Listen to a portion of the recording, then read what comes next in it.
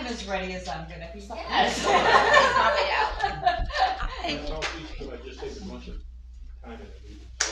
Hey, why are we not, I'm trying to get my recording to go to record. Okay, my recording is not. I don't know what this is about either. Recording in progress. Okay, it is 7:03. We're in the City Council chambers. We'll go ahead and call the meeting to order. Yvonne, can you call a roll? Yes. George. Here. Buckles. Present. McElroy. Here. Heber. Hodgins. Here. Houston. Flynn. Here. All right, let's stand for the Pledge of Allegiance.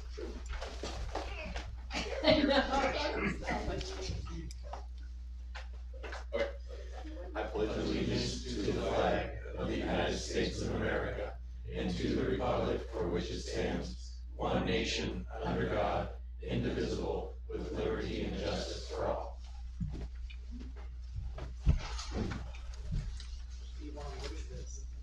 I don't know. I'm trying to make it go away though. That's what I was kind of, that's what had me thrown off. Thumbs down. Is it like a? I don't know. It's like an ad for a background.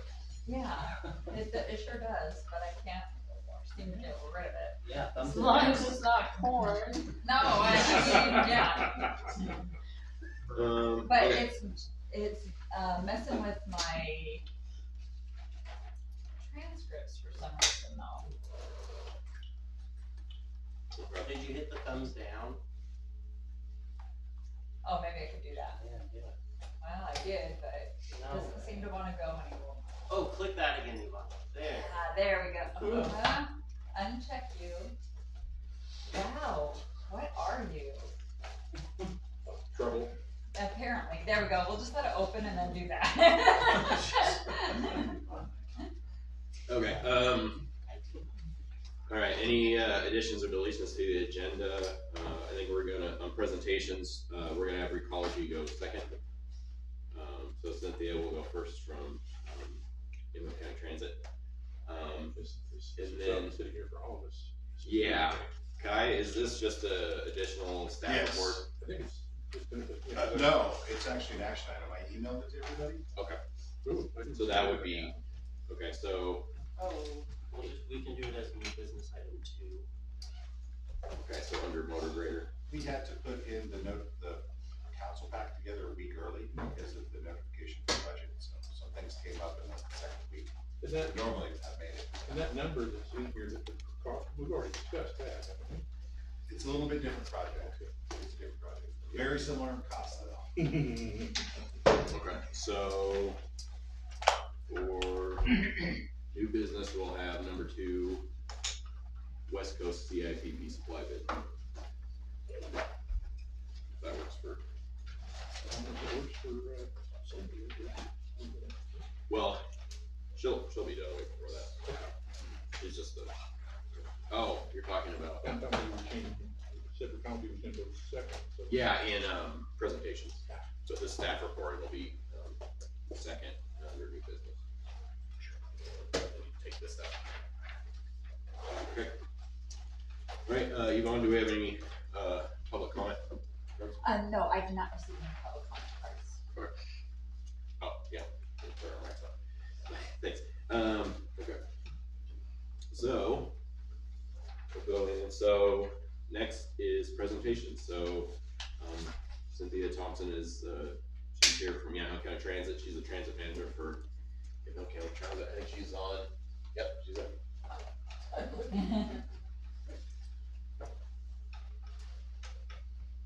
We can't quite hear yet. Can you hear me? Oh yeah. Yes. Okay. Sorry. Let me know if it's too loud. It shows on my screen that bandwidth is low and you guys kind of come in and out. So let me know if you're not able to hear or anything. Okay. Are you ready for me to start? Yeah. Yes. Okay, I'm going to share the screen then. Yeah. Let me know if you can see it. I'm not going to turn it into a thing here in just a second.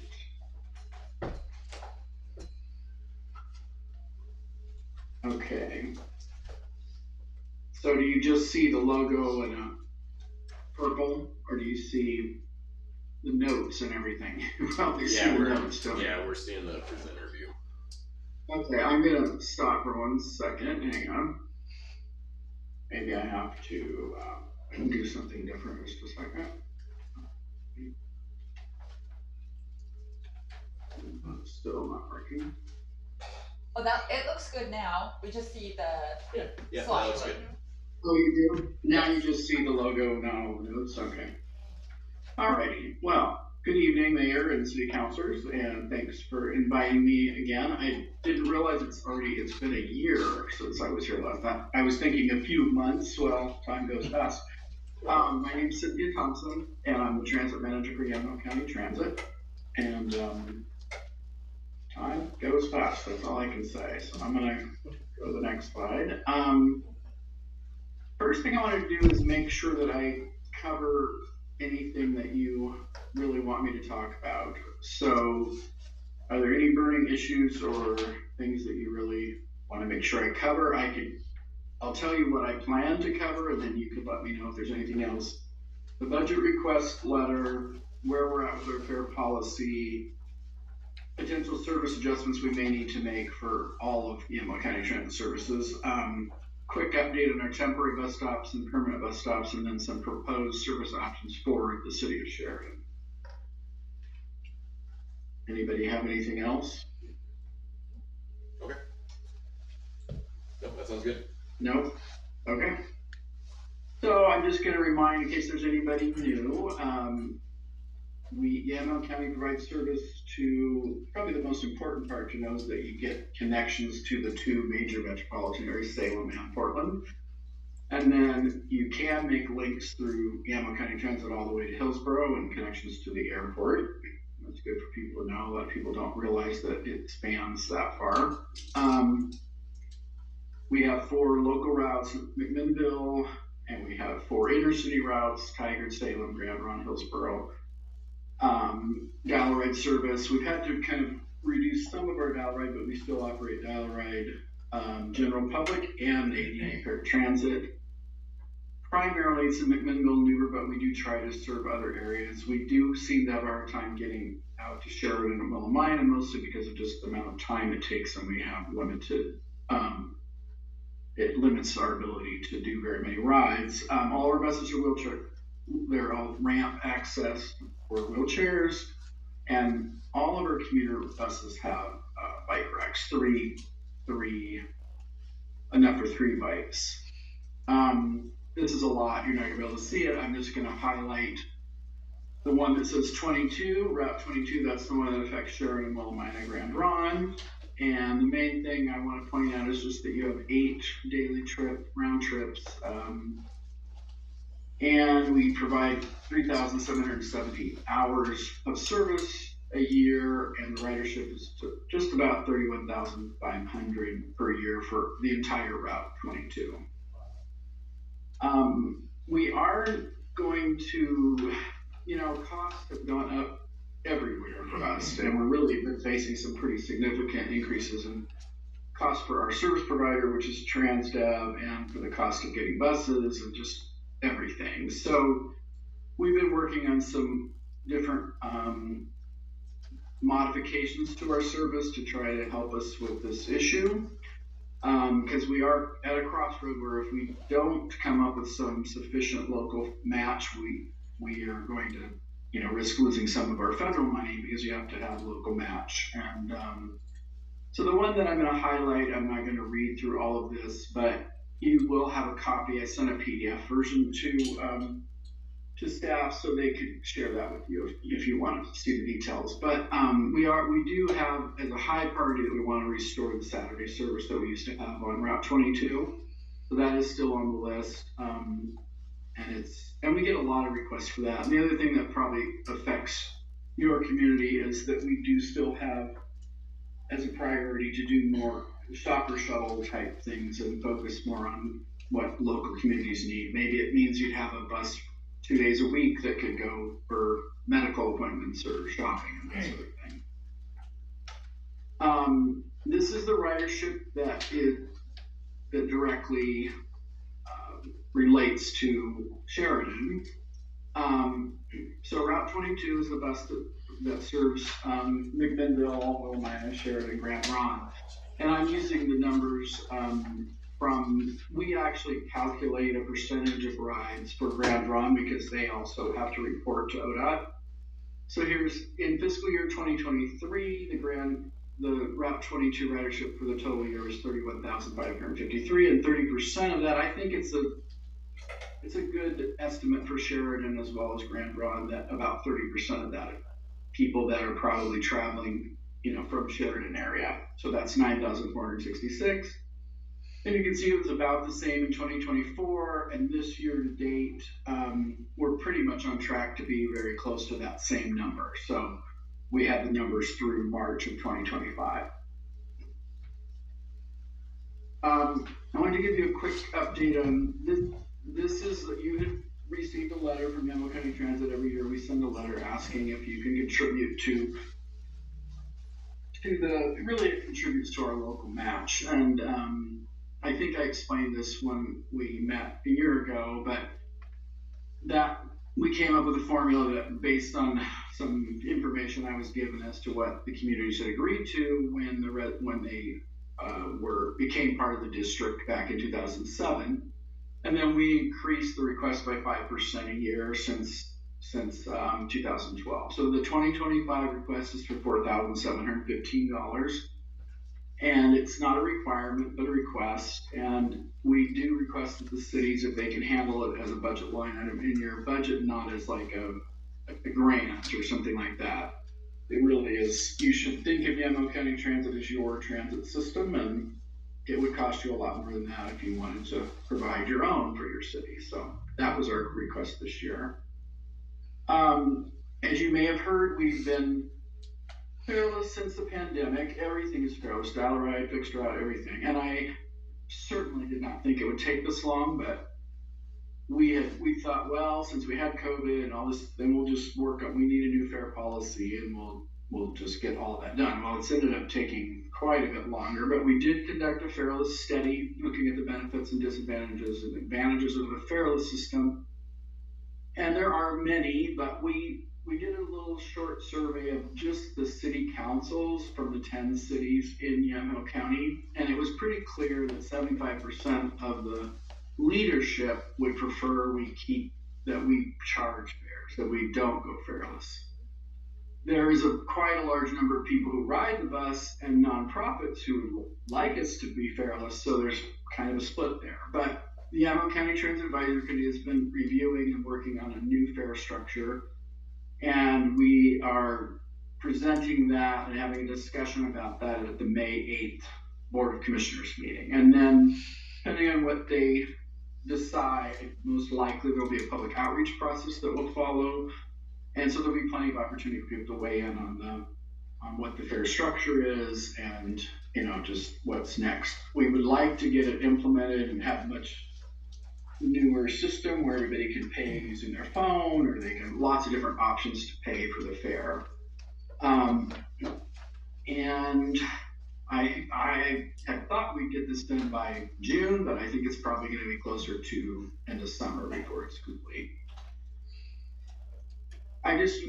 Last time we met, I went through this, so I'm going to go pretty quick because I know you have a full agenda, but I'm just going to touch on a few things. As you know, we have about 30 buses, 26 shelters. Been working on this bus stop project for a very long time, but it is finally, I think I keep saying this, but really truly, we've actually gotten our first round of permits through ODOT. We have 175 total bus stops, and 70 of them are on ODOT highways, and there's 18 different municipalities and 12, or I think there's actually more than 12 stops for Sheridan TriMet and Sheridan. So there is a project web page on our website that you can go learn more, and then we have a map of where all of the stop locations are. We should by next, I say June, it may even happen in May actually, where we'll have all of these temporary signs placed at every single stop. So we have them rolled out in all the stops in McMinnville, and now this next couple of weeks they're getting rolled out to all the rest of the rest of the stops. So that's a good thing, and because it's taking so long to get the permanent ones permitted and get all those issues worked out. So I had a couple follow-up questions from the last time we presented that relate to your stops. Our Nelson Nygaard is the consultant that we're working with, and they want to propose a stop at Florence and Viola, which is west of the existing stops at Washington. And then there's a couple locations where we'd like to seek the city of Sheridan support to maybe possibly paint some curbs yellow. I'm not going to go into all of this detail at the moment, because I think what might be best is I'm going to go through a few slides here about some different options for the way the bus could go through Sheridan and possibly better serve Sheridan, because after our meeting last time, you had suggested us, having a stop, I think it was on Bridge Street. So we looked at a bunch of different scenarios, and I don't know what's the best way to do this, because I don't think it's a good format for us to try to have a big discussion about this here at your city council meeting. So I'm going to kind of just quickly go through it. And then I think what would be good is if we scheduled a meeting and I could have the consultant and then whatever staff you want to have, and maybe you want to have some counselors, and then we could really go through this in more detail. And then you guys can sit back and decide what you think is the best idea, and we could have some more discussions. But we did look at some different options. There's 4 options for us to serve Sheridan a little different way. It'd be running both ways on Bridge Street, running eastbound on Bridge and westbound on Sheridan, or running both ways on Sheridan to Bridge, and then running both ways on Bridge, and also having to stop at the Federal Detention Center.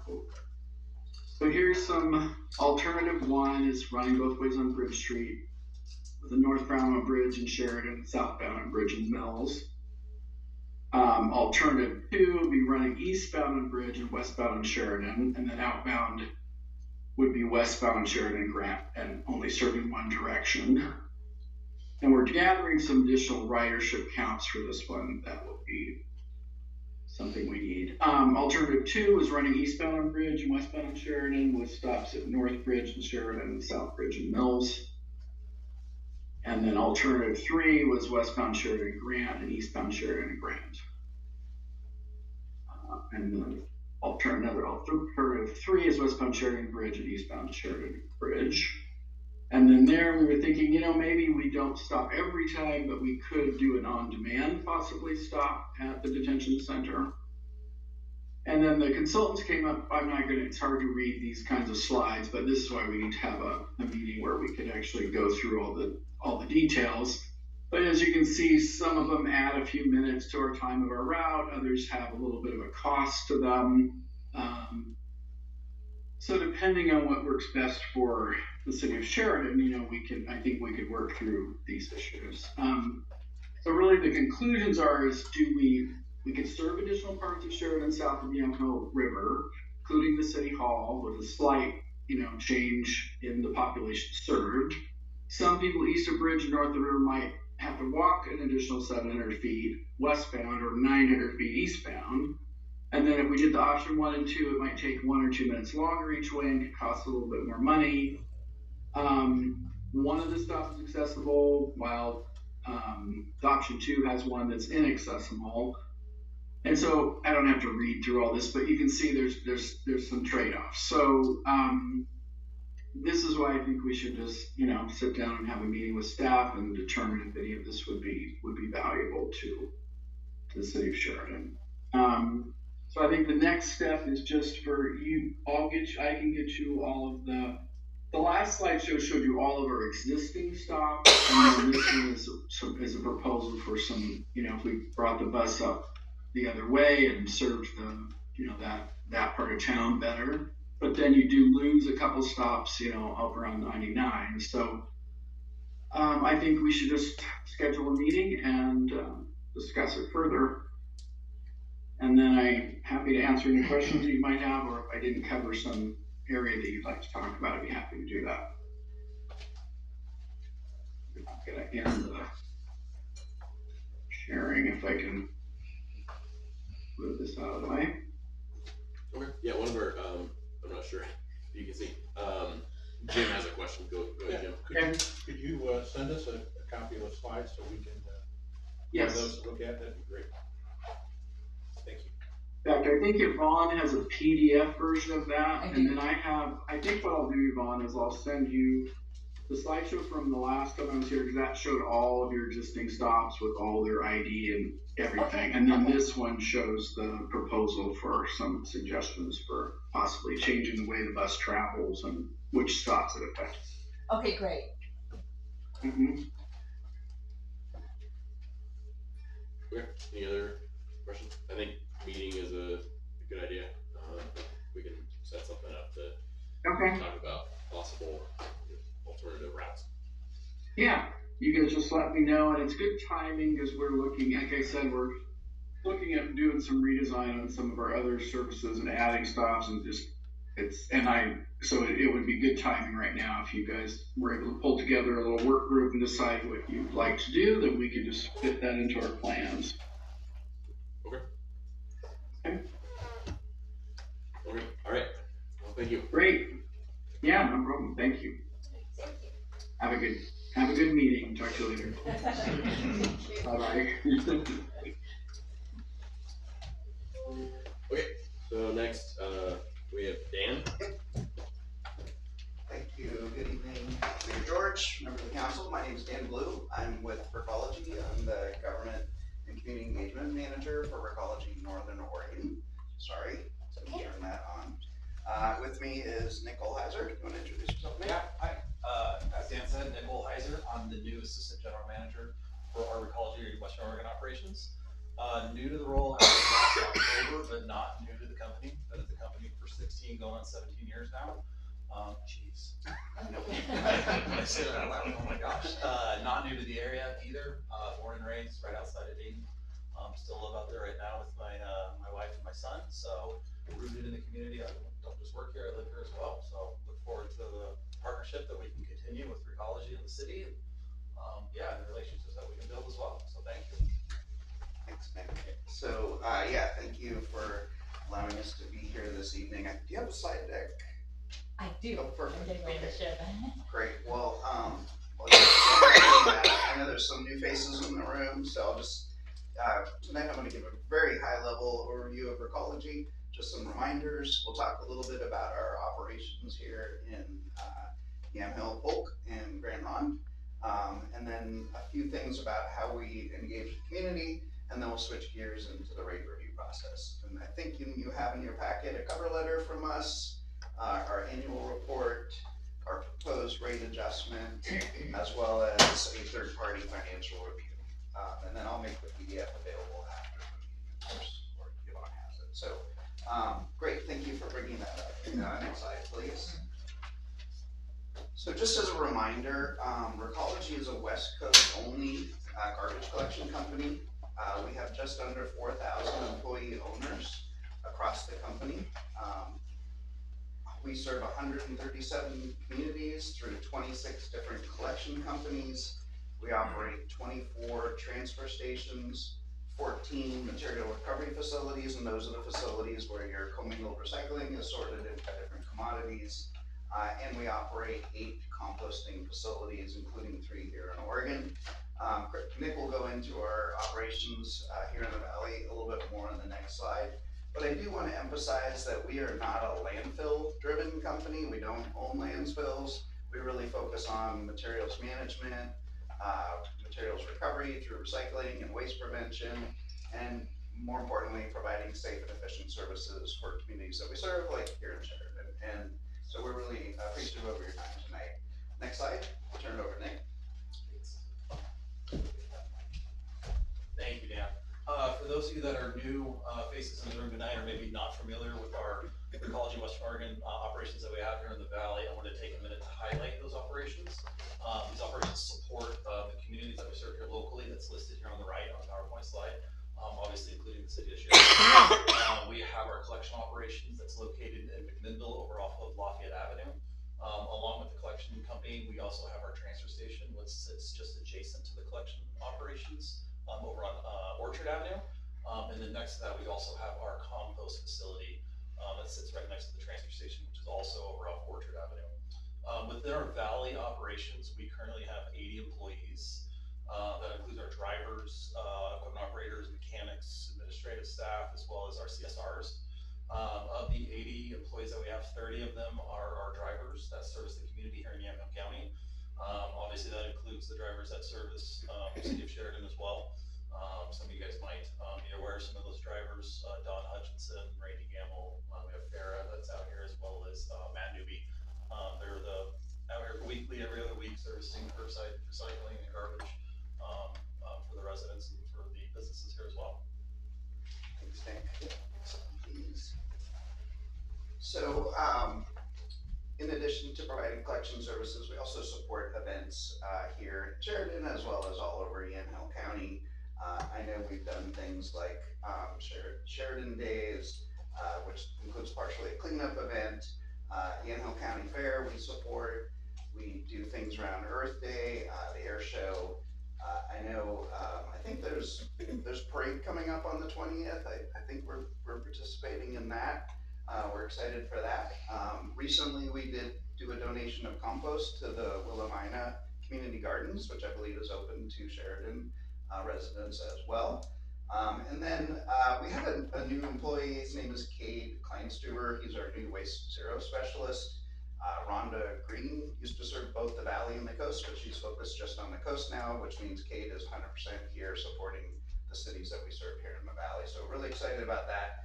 He did a poster contest with schools throughout the area, and those were judged, and then a winning school or winning poster was selected, and it's put on the back of a t-shirt. We threw a party for the kids, and they all get t-shirts, and we gave t-shirts away at the transfer station actually on Saturday, and I was there to do that, so it was really fun. So we try to work in partnership with local communities in a lot of different ways. Next slide, please. Now on to the not so fun stuff. I'll just jump right in to our financial review. So we have the privilege of being your franchise hauler, which gives us exclusivity in providing those services. And in return, we pay fees to the city, and we also operate within a margin that is established by our franchise agreement or contract with the city. So this year, we are requesting a 2.1% rate increase across all lines of service. And that's really to keep pace with increased cost of services, but also to avoid having to come back next year and ask for a larger potential adjustment. So that 2.1 pairs closely with the CPI, which is 2.2 from March to March. And the impact to the 32-gallon residential customer would be 45 cents a month. And for the 90-gallon customer, which is your most common customer size, it would be 75 cents a month. And then, so a little bit more about how we arrive at these numbers. So as you're aware, or you may be aware, our franchise agreement provides really two different ways for us to adjust rates. One of them is called a cost of living adjustment, which is tied to CPI, and that's intended to maintain collection rates to keep up with current economic conditions. The second mechanism is via a more thorough rate review process, which may either be requested by us or required by the franchise. And that's if our annual reports show that we're outside of the allowable operating margin, which is articulated in the franchise agreement. Let's see, so our annual financial review, we submit reports to you April 1st, and you have those in your packet. I mentioned that earlier. To complete those reports, we look at actual revenues from the previous year, revenues and expenses from the previous year, as well as projected revenues and expenses for the current 12-month cycle. So I mentioned it, the franchise stipulates a cost-plus model where certain allowable costs are covered, plus a reasonable operating ratio. And that range ratio is 85 to 91%, with a target when we set rates of 88%. So last calendar year, our operating ratio was 87.58, which is just below that target. With a 2.1% CPI cost of living adjustment, we are projecting to land at 86.26, which is a little bit below the target, but within that allowable range. So the primary pressure on the rates this year and going forward are really driven by Coffin Butte raising their disposal tip fees 11%. That went into effect January 1. But also, we had ordered new garbage trucks between 2 and 4 years ago and took delivery of 3 new trucks here in the valley this year. So that's gonna show up a little bit in there as well. It's a good thing because our trucks' average fleet age is 15 years. And those are $500,000 investments, and the older they get, the more use they get, the more money we spend trying to keep those things on the road. So that's a picture of one of our new trucks that we just took delivery on. I think that's probably the paperwork in the front dash, right? Yeah, okay, got that right. And then we're doing a little bit of planned maintenance on our yard, a little bit of paving in our McMinnville site. And then there's just general inflationary and some uncertainty in the economy that we think 2.1% is a smart move this year to just kind of keep pace with all of those things. So I just want to show you what that looks like for the residential rates. Next slide, please. So I mentioned 90-gallon customer is your most common customer. There's that 2.1% across all lines of service, translates to 75 cents a month. And then for the 32-gallon customer, 45 cents a month. I understand people, every dollar counts in this economy. If people really are struggling, at least having that 32 can and being able to recycle can help, offset maybe some of those additional costs for those folks who are burdened by that. And then the next slide. I went ahead and grabbed a couple of commercial rates just to give you a sense, and I picked 1.5 yard. This is a front load container, so it's a different truck. For a business, that 2.1% translates to $4.13 a month increase. And I think with that, that's my short presentation. We are both happy to answer any questions that you have and happy to go back to any of those slides that I went through. So thank you. L. I'm just looking at your name, P and L. I was gonna ask, because I think the last 2 years, that I've been on council, I think both times we've talked about, what adding, yard debris looks like. But, if that's, I think I remember the response last time is just, something we have to kind of look at. But if that's something that council would still like to explore, I can, meet with you later and see what that looks like, what we can do to get that added, or, see if other cities like, if that would make it, more appealing, so that it's like on the same route or something. I believe that was like the main reason why, or main difficulty is that you have to have enough people that opt in for the service to really make it financially make sense. Exactly. So if, they're gonna, probably a couple options if council's interested and we wanna talk about that, cause I know I hear glass collection every once in a while, but I think yard, or debris might make more sense, but we'll see. Yeah, Mayor, we're happy to have that conversation with staff or you directly, or really anyone more tonight. We could have that conversation. Not pricing, but certainly in terms of operationally, we could talk about that. Okay. Yeah. I did look back in the records and I've been considering yard debris here for about 20 years. I saw some notes in one of the previous presentations, so not a new thing, but we're happy to help if you want to go that direction. Yeah, I think I can talk with, talk another time. Don't wanna have a super long meeting. Yeah. Any questions? Liz, go ahead. You said you just presented in Will and Mine. Are they interested in having a yard debris? They have talked about it as well, but made no forward movement on it. And I think I've suggested to both cities that collaborating on maybe saying, both councils came together and said we were willing to do this. How do we make this work? And we would happily facilitate that conversation or be there to answer questions, or if requested, we certainly put some planning estimates together about what that cost would look like, whether it's, one city or both, or, and of course the subscription issue is something that just makes it really expensive for folks to do individually. But could we do an alternative thing, like 1 week we do it and 1 week they do it, so it's. I'm gonna look to Nick, cause he's our operations person here on that. Can you expand on that? Sorry.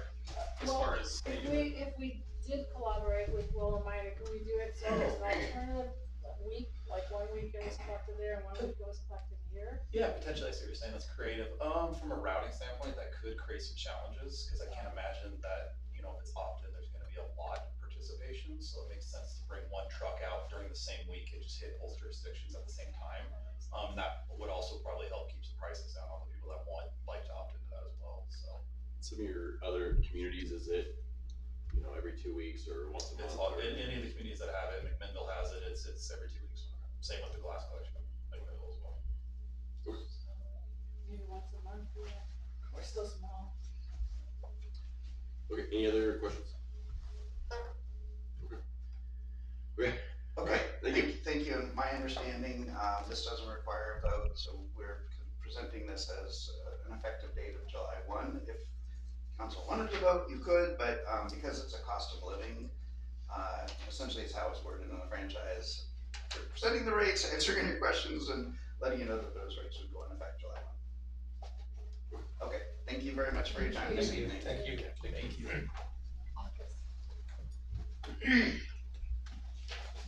Okay. Alright, next we have the consent agenda, the minutes in the voucher directory.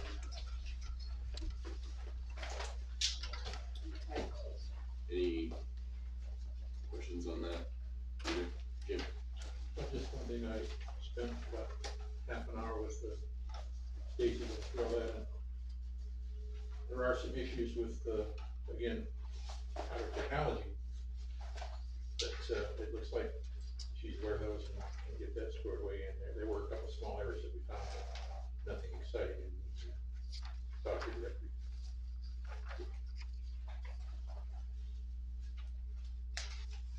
Any other?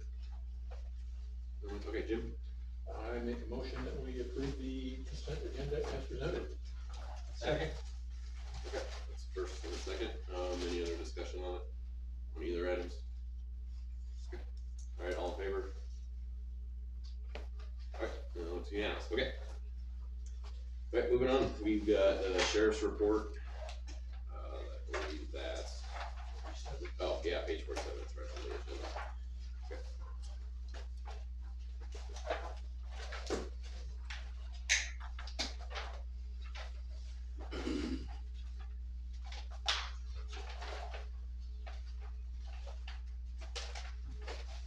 Liz? I was just impressed by the numbers, or lack of numbers, mainly zeros, you know, it's primary, it looks like.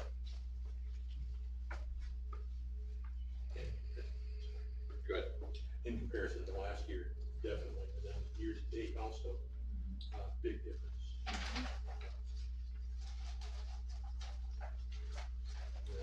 then, on the final page, been a lot of talks about, traffic stops, so we got 56 traffic stops this last month, which is, I think, a good sign that they're doing their job. Now, if people could slow down a little bit, probably, everybody, we'd have low numbers there and they wouldn't have to work as hard. And I think too with the speed signs.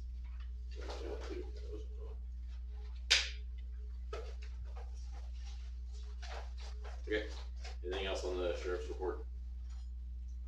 Okay, we'll move on then to finance director budget reports. It's on 63. I think Stacy's here if anybody has any questions.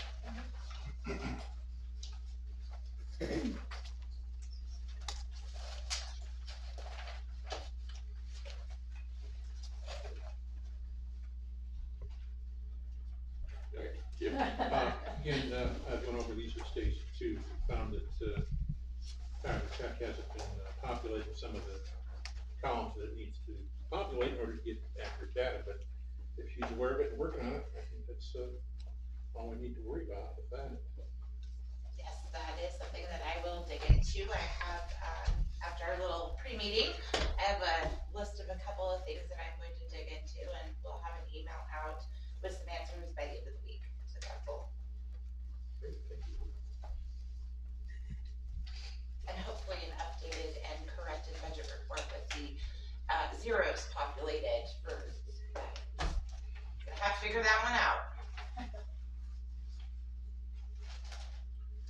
Okay, anything? Alright, All thanks, right, Stacy. you guys have a wonderful night. You don't need me anymore. Thank you. Okay, next public works director report, is that just going to the city manager report? Okay, so we'll just go on into the library director report. I don't believe I'll see if it's on there. Gwen's here. There she is. I'm here. Okay. Okay. Hi. Hi, Hi, Gwen. Gwen. Hello. Did anybody have any questions for me? I did. Go ahead, Liz. On the libraries transforming communities grant, which congratulations, that sounds wonderful. How are you going to, gather data as to what people want? How will you involve the citizens and with the decision making? Well, wait, let me back up. So My first question was, okay, so you're looking at getting automated doors for people with mobility issues. Do you know how much those cost? Will that take most of the grant? So if that's the direction we go, probably. That was what was presented for the grant, but we will be sitting down and having conversations with persons with disabilities and seeing what they would like to see, and how the library can help them better and what we could possibly do to make that happen. And then we'll make our decision of what we're actually gonna do. So will you be talking to patrons with disabilities, or will you open this up to the whole community? Patrons, community members, everybody. Okay. So how will you involve them? That was my first question. You're right. We will have an event at the library. Okay. And we will just also be reaching out and having those conversations with people. Good. Sounds good.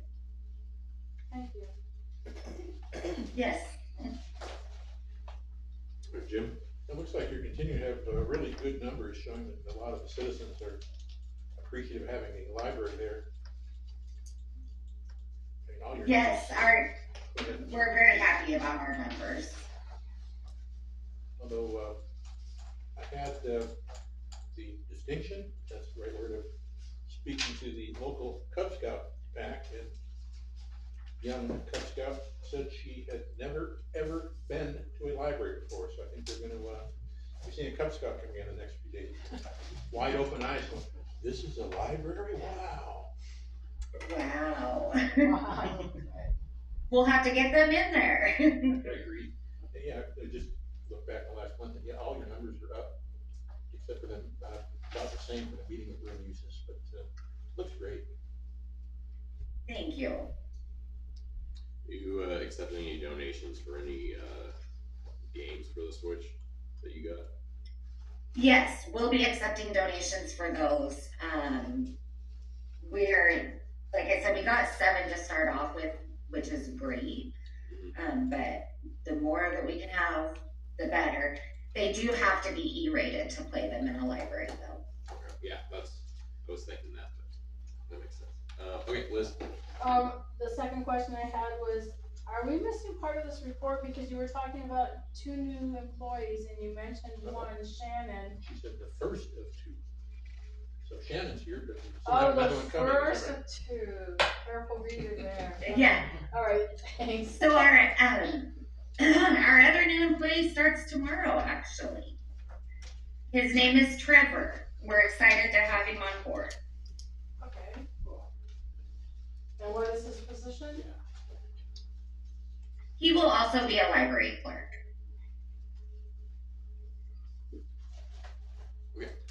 Jim, one last, Gwen, you've got, Shannon is the library clerk, but will lead adult programming. Is Trevor gonna have a specific program or just generic library clerk? He will. He will actually be working on teen programming for us Great, thank you. and trying to draw teens in. That's a group that we've had a rougher time trying to get in and utilize the library. Makes sense. Okay, any other questions for Gwen? Okay. Okay, alright, thank you, Gwen. Thank you. You all have a nice evening. You do. Thank you. Okay. So next we have the code enforcement and safety report.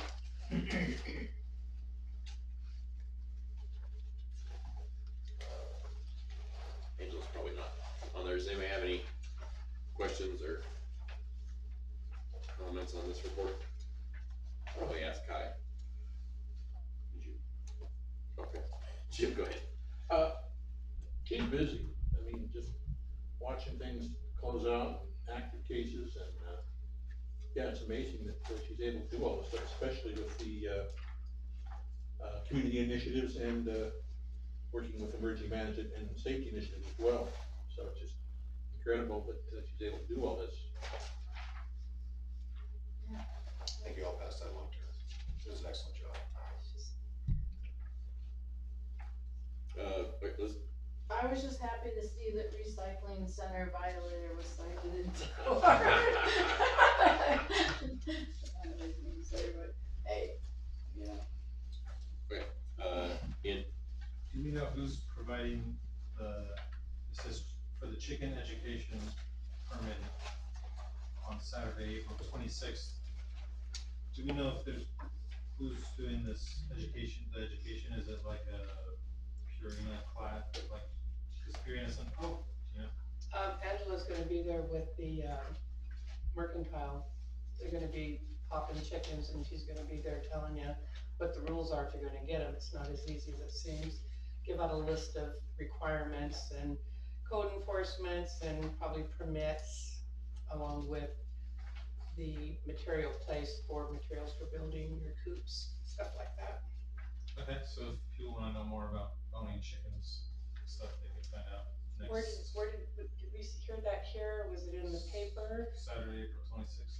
Yeah, it was, But I think I'm it's not the been only on one the that heard city it. website, hasn't it? It's been advertised. yeah. Okay, great. For me to know that much, you know, I saw it somewhere.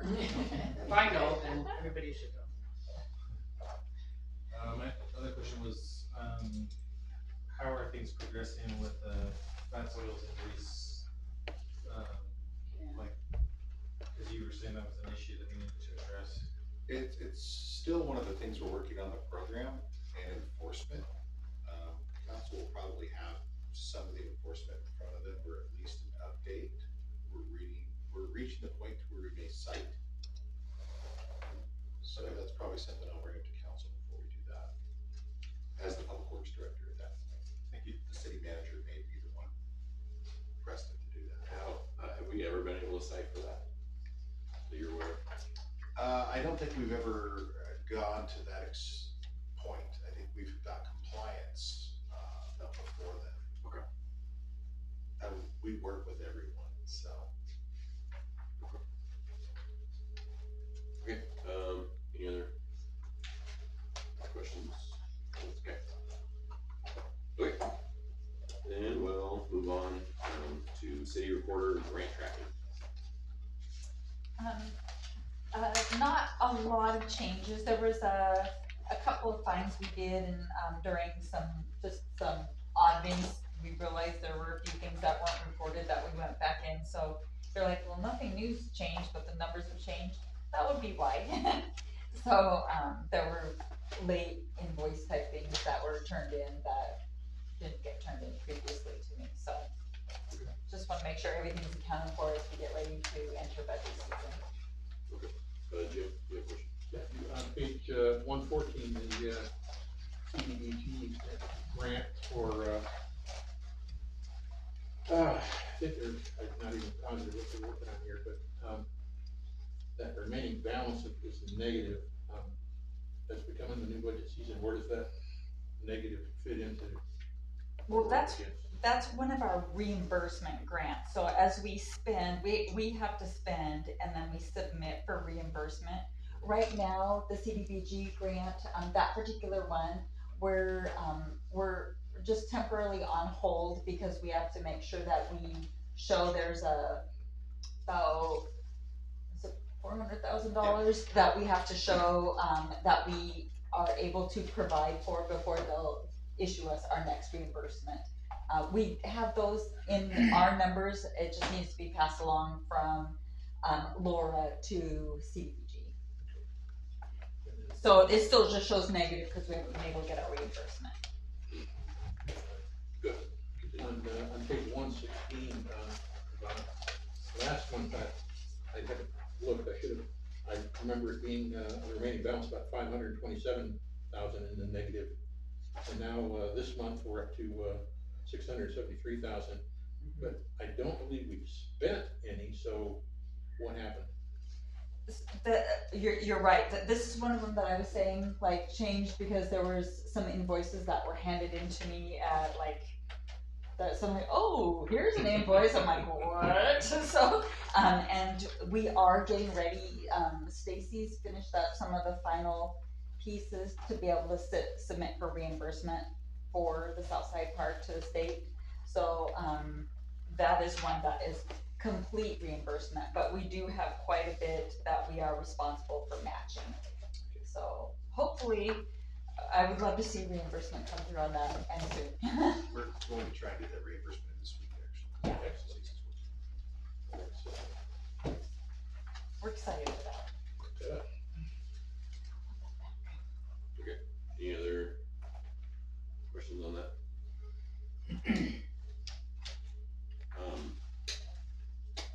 You mentioned CDBG grant, Guy, this is something I can, talk with you later, I know we've got 2 CDBG grants right now, is that correct?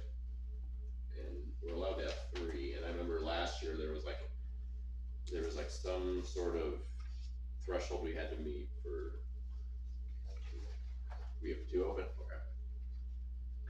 I thought we, okay. Oh, okay, that just reminded me, so I'll talk to you about it later, because I'd like to get another one. Okay, so next is city planner report. Do we have any questions on this? Let's go ahead. Does anyone know when the Virginia Garcia clinic will be open? I heard 26. I've not heard, so. 2026? Oh, I okay. thought, because I think they were gonna get in, start doing things in March of 25. I'm not sure if anyone's heard different. But as far as like opening up, I think they said sometime in 2026. But do they have a temporary office here now? I thought when they gave us a presentation, I thought they said they were gonna have a temporary office prior to moving into, where is that, on Jefferson Street? Yeah, I actually don't remember if they. Does anyone remember when they presented? Yeah, so the reason why they're not opening the facility sooner has to do not with the facility being modified. It had to do with a rule or a law or something to do with something else that they were waiting on. And they said they would like to have to also store their mobile unit here, and that it was a possibility that we may be able to have that here earlier than when it's open. So we should probably reach out to ask if that's gonna change, because that was 8 months ago. It was a while ago. Yeah. Okay. Good memory. I knew there was something like that. And then I do have another question on this report. So the city of Sheridan was awarded a grant for transportation, the TGM. Is that money going towards the buses? What is this grant? Transportation system plan. It's basically well, Kai, you can explain. I want to hear yours. I was just gonna say, basically the grant's gonna allow Liam to do the work. That we're not gonna have to pay him to do the work. The grant's gonna pay for his work. Excellent. If that's right. Yeah. Okay. And the consultant. It's basically so we don't have to pay their fees, but we still get the work completed. The grant's gonna cover their fees. So what does a transportation growth management plan give us? It looks at all of our streets, whether they're local arterial collectors, and there's basically a traffic flow that's assigned to those. It's looked at by planners, traffic engineers, and plan is put together on how the city should move forward with what we have. There's been a similar one that was done 25 years ago or so, and it landed in the industrial district. And there was a plan that came forward with that. We didn't implement that plan.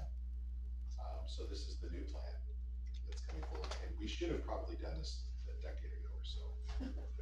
But we have to grant now, we're moving forward that. Liam is a great person to be on top of that. But yeah, we'll be coming to council to give you updates on that. Thank you. Okay, any other questions on that? Okay. Okay, we'll move on then to ordinances and resolutions. So it kinda sounds like we don't have to vote on this, the Recology resolution, but, historically, we bring it forward as a resolution every year.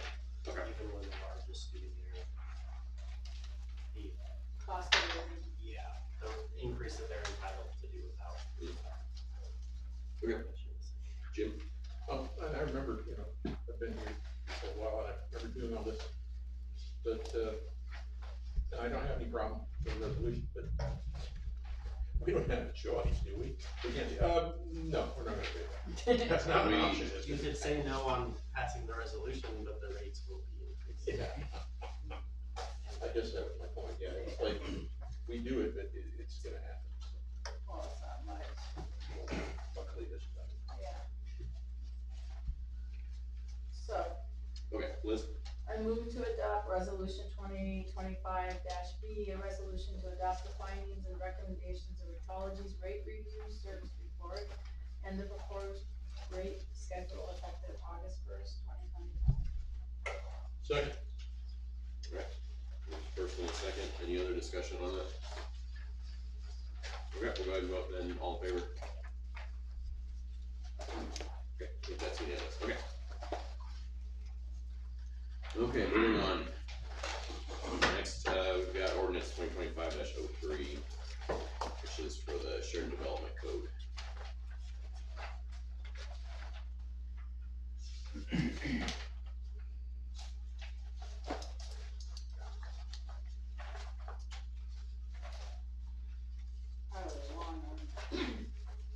So any questions on this ordinance?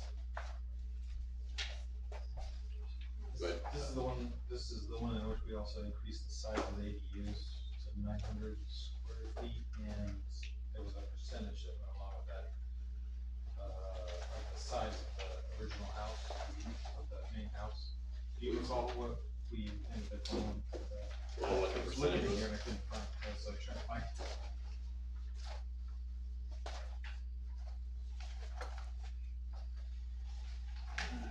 Like, I can tell you, and I don't remember off the top of my head. I think it's on 160. Yeah, okay. On 168. 50% of the primary dwellings, those floor area.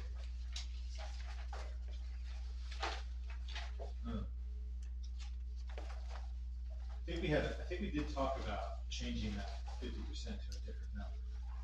But we never carried, I don't think we ever carried on through that, but, okay, is that something that we wanted to talk about, changing that number? McMinnville's number is different than that. What is theirs? I think it's 75. Okay. So maybe that's something we need to revisit at some point. I don't really care right now. I mean, it's bigger than what it was, so. Yeah, I think a lot of this is updates to some old code. I think this is a good start. Okay, Peter? Yeah, it looks like you just carried forward the defaults you had, and those numbers would be really easy to change later, so we can just do it as it is now and then change it if we want to. The language on page 168 that, we can conditionally permit ADUs up to 1,000 square feet or 75% of the primary. Oh, that's right. Okay. So that's where we have the word. Okay. That's right. All right. So by default, we have that, but then we can Right. go higher. Okay. Thank you, Tyler. I forgot about that too, yeah. Alright, anybody wanna make a motion? Peter? 2025-03, an ordinance amending the Sheridan Development Code, Title 16 of the Sheridan Municipal Code relating to housing, to be read by title only. Second.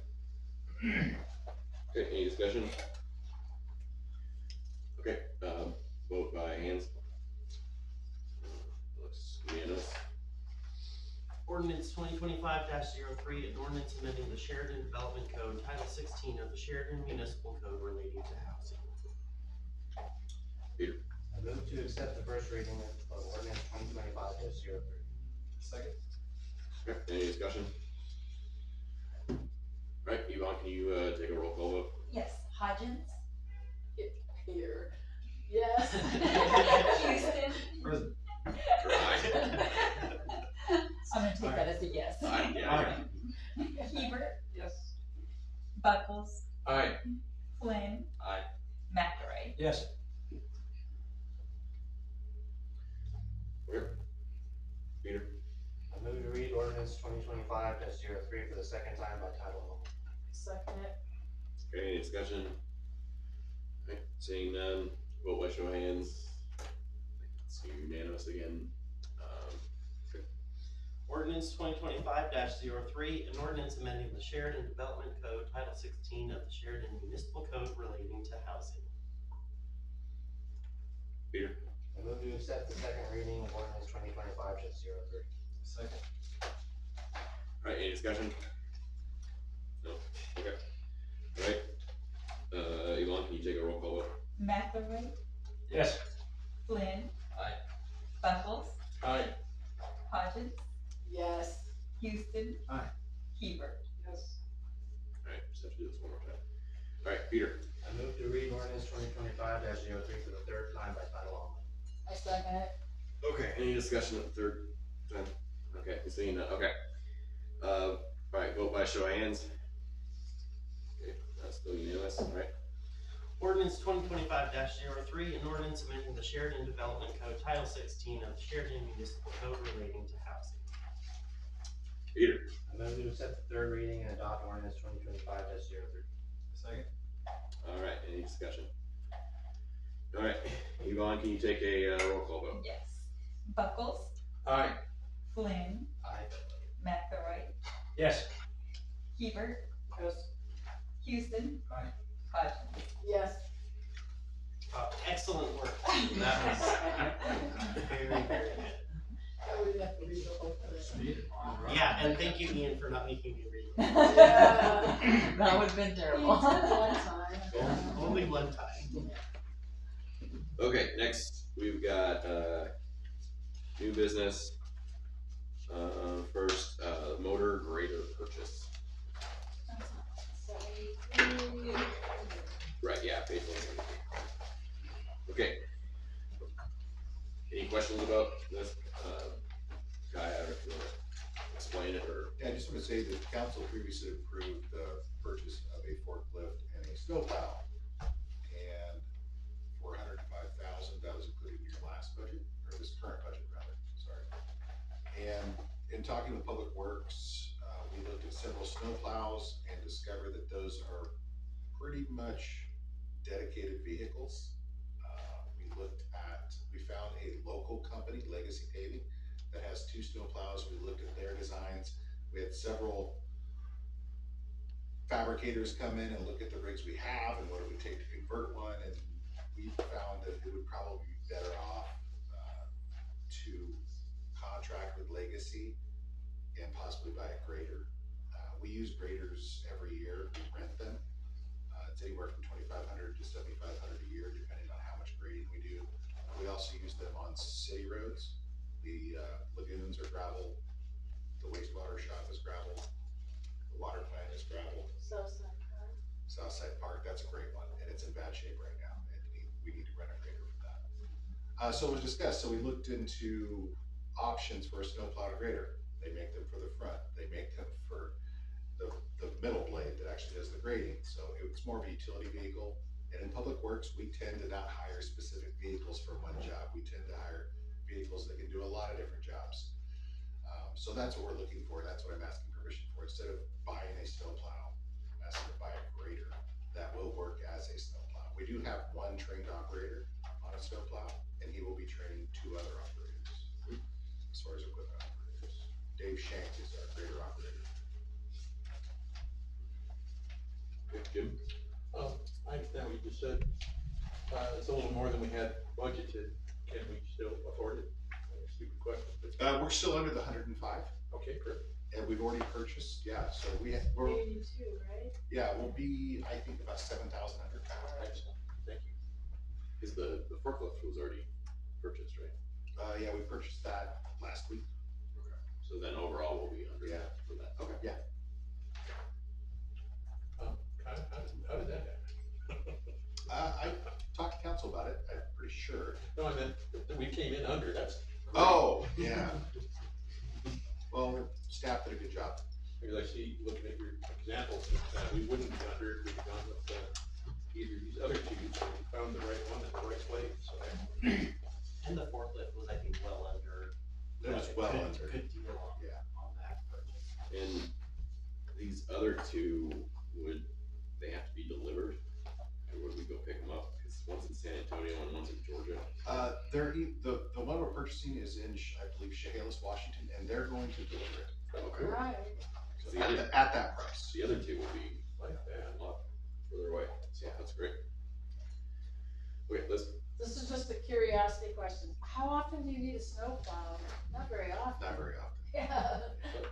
When you need it, you need it. When you need it, yeah. Yeah. but this will be able to be used, other times of the year and just, a week. Yeah, it's like It's, crazy. it's just more of a Swiss Army knife. It just makes more sense for us. Yes. Good. Okay, any other questions on this? Well, how much was the forklift again? I remember you. 12,000. Good job. Jim? I move to approve the purchase of the 2012 Levoy 685B 49-68505 motor grader from the Tyler Rental in the amount of $82,500. Second. Okay, any discussion? Okay, all in favor? Okay, looks unanimous, alright.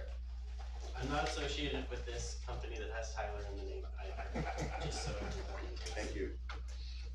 Okay, so next we have the, added business item, that we've got here, the, West Coast CIPP supply bid for sewer repairs. I didn't read this. I'm sorry. Well, he said he sent it to us. Did you talk, It wasn't in the packet. did you talk a little bit about this last time, because I remember hearing about It's this. a similar project. Okay. It's a similar project. This one's actually working on the service for the residents. This is only 2 residences in town, and this is the cost to replace 2 of them. Sheridan doesn't have a lot of lift stations. Lift stations moves pump sewer. We are gravity, so when you get towards the lagoons and toward the lift station of the river, they're 20, 25 feet down. So we're not capable of doing that type of excavation. So we have to hire companies to do that, and both of these laterals have root intrusion. There's a packet in the back that shows you all the inspection pictures. They're also separated from the main, so it's allowing in I&I and roots. So it needs repaired, and these residences have had problems every 2 to 3 years for extended periods. So we've identified them for replacement. This is the current way to do it. We're looking at, I've challenged the staff to find a better way that we can do it ourselves. And I gave them my own idea. I hope that they come up with something better than. But it's 20 grand a house, so, and I would, there's probably up to 100 in town. Oh, yeah. Are So, these the old clay pipes that the problem is with? these ones are concrete, so these are from the 50s. Yeah, these are from the original system that was put in at the city. They're end of life, so the separations happen, ground moves, mortar fails, concrete fails. So that's where we're at here. But these houses are rentals, so you get away with it a little bit longer because the people move, right? So, but these ones, we try and track them all. We keep them in a book in the jet truck. And so we get a little bit of history on it. These we know within the last 7 to 8 years have plugged 3 times. So we talked to the owners and they were very interested in getting it fixed. So, and honestly, the city's responsible for the bill past the property line, even if they call Roto-Rooter out. So we have paid some cost, for some of these houses. We've paid the bill, for the plumber. So this, they will dig down all the way down to the main, and they will repair the connection, then they will sleeve the lateral. And they'll do that with hot steam. It's basically a fiberglass, by roll of sock, and pushes it through, and then cures that with the heat. It's cured in place pipe, that's why it's called CIPP. It's common, we've done it here probably 5 or 6 times at a much larger scale. We have some small projects like this come up every once in a while, and due to the number of times that we've had to hire someone to clear these lines, we thought it was a good time to repair them for the next 20 years. So, but I am open to suggestions if somebody's got a better idea how to do the work. It's expensive, and I was disappointed at the pricing, and we also had a problem getting solicitation bids. So it was problematic to get people to respond for us, so. Jim? Since this is not totally unexpected, but relatively unexpected, where do the funds for this come from? Sorry. Collection system, maintenance, so revenue, And we have it available again? yes. Alright, Ian?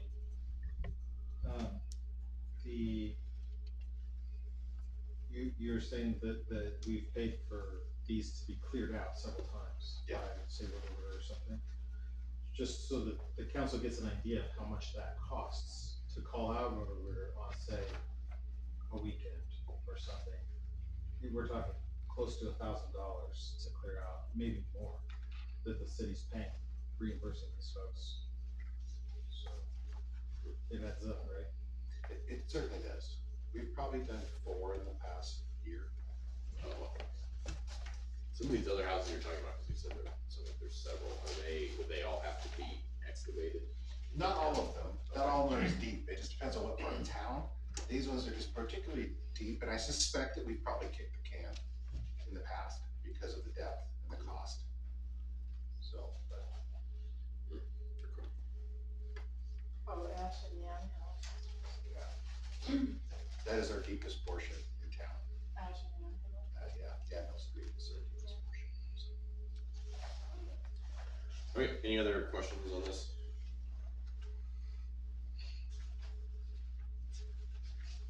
Anybody to make a motion? Okay, Liz? I move to award the bid for sewer collection maintenance to West Coast CIPP Supply in the amount of $44,946. Second. Okay, first and second, any other discussion? Okay, alright, go ahead and vote then, all in favor? Okay, that looks unanimous, alright. Okay, next. We have the personal services agreement with Jensen Strategies, that's on page 179.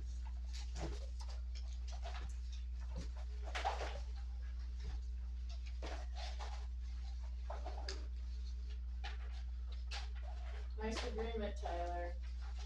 Thanks, Liz. Yeah. I actually read it.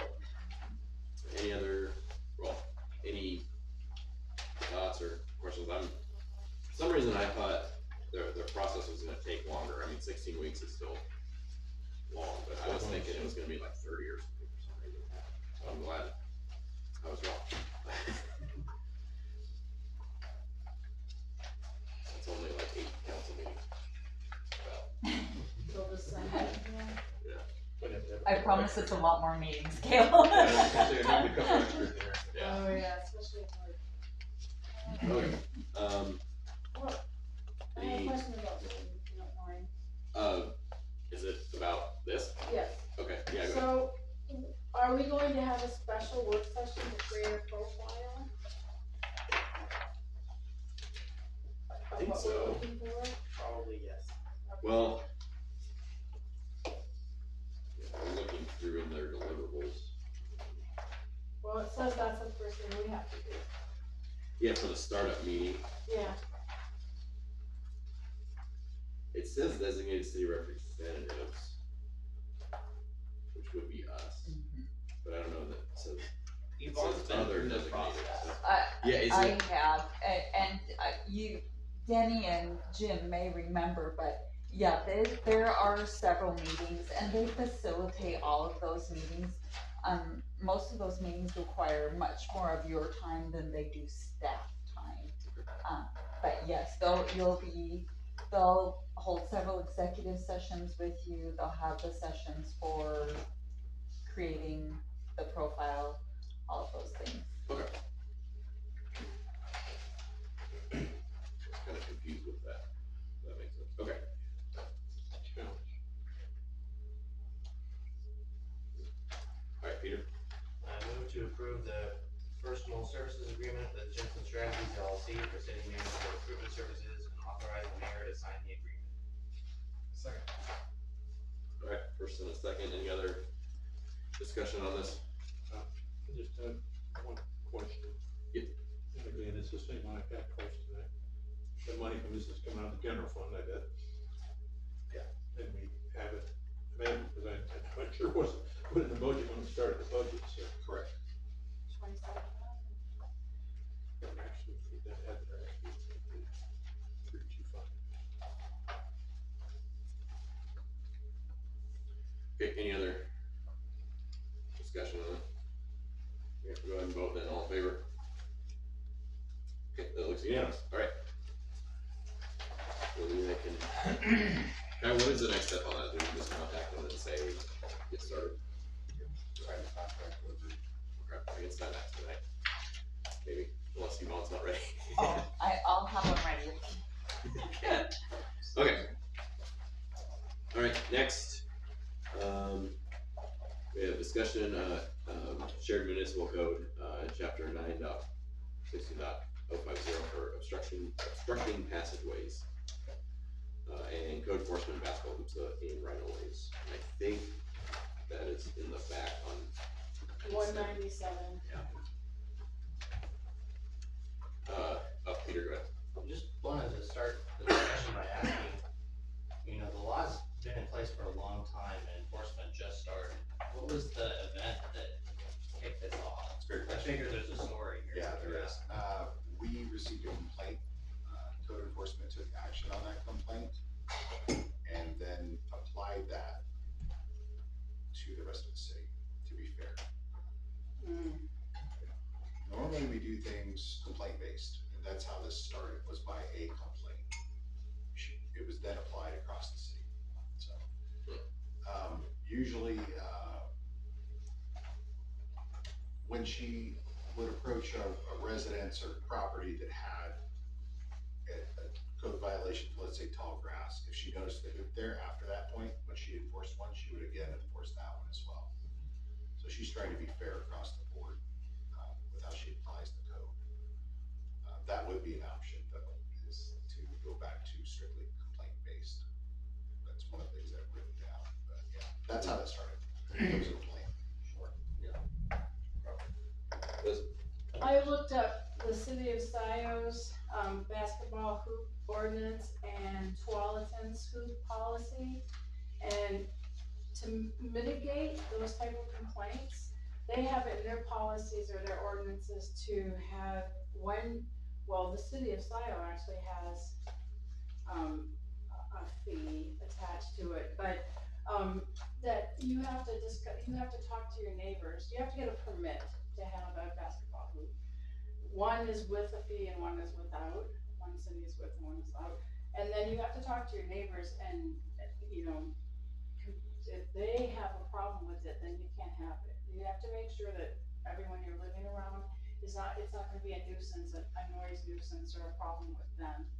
And, I think I would suggest that everyone look at these, cause there's an important clause, an indemnity clause for the city, so you're not liable, get immunity from liability. And then, the other thing is that they've set a time frame that you can only use it from 9 AM to dusk. And there's a lot more information in their ordinances than there are in ours. It's specifically about basketball hoops. This is just about abutments or, passageways. So, I think we should look at this. I'm actually gonna give this to Tyler and let him look at it because there's some pretty good ideas in both cities. But Tualatin just has a short little, passage, like one sentence, which is their ordinance. And then they say if a hoop cannot be installed along the driveway, basketball hoops located within the public right of way shall comply with the following standards. So they've got all these things that you have to comply with, but it still lets you have a basketball hoop. So I think, and that, and then that, as I said, the indemnity clause would keep the city immune from lawsuits. I think we need to consider some of what I was reading in these two ordinances. I'll read them, but it sounds like I would favor the Tualatin one, because I don't really like the idea of permits and fees and Yeah. even checking with neighbors maybe. Yeah, SIO has fees, a $50 fee, a yearly fee, which is really, yeah. I don't, So, I mean, yeah. hand that down to Tyler because that's. we can't charge new fees anyways, because of our charter, so. But, yeah, that would be interesting, yeah, Ian. What portion of this law, this, the code here is being violated? It's that we're actually discussing. I think it was, cause yeah, I was thinking the same thing reading it, cause I mean, it doesn't say basketball hoop anywhere, but I think. It was the 30 feet thing.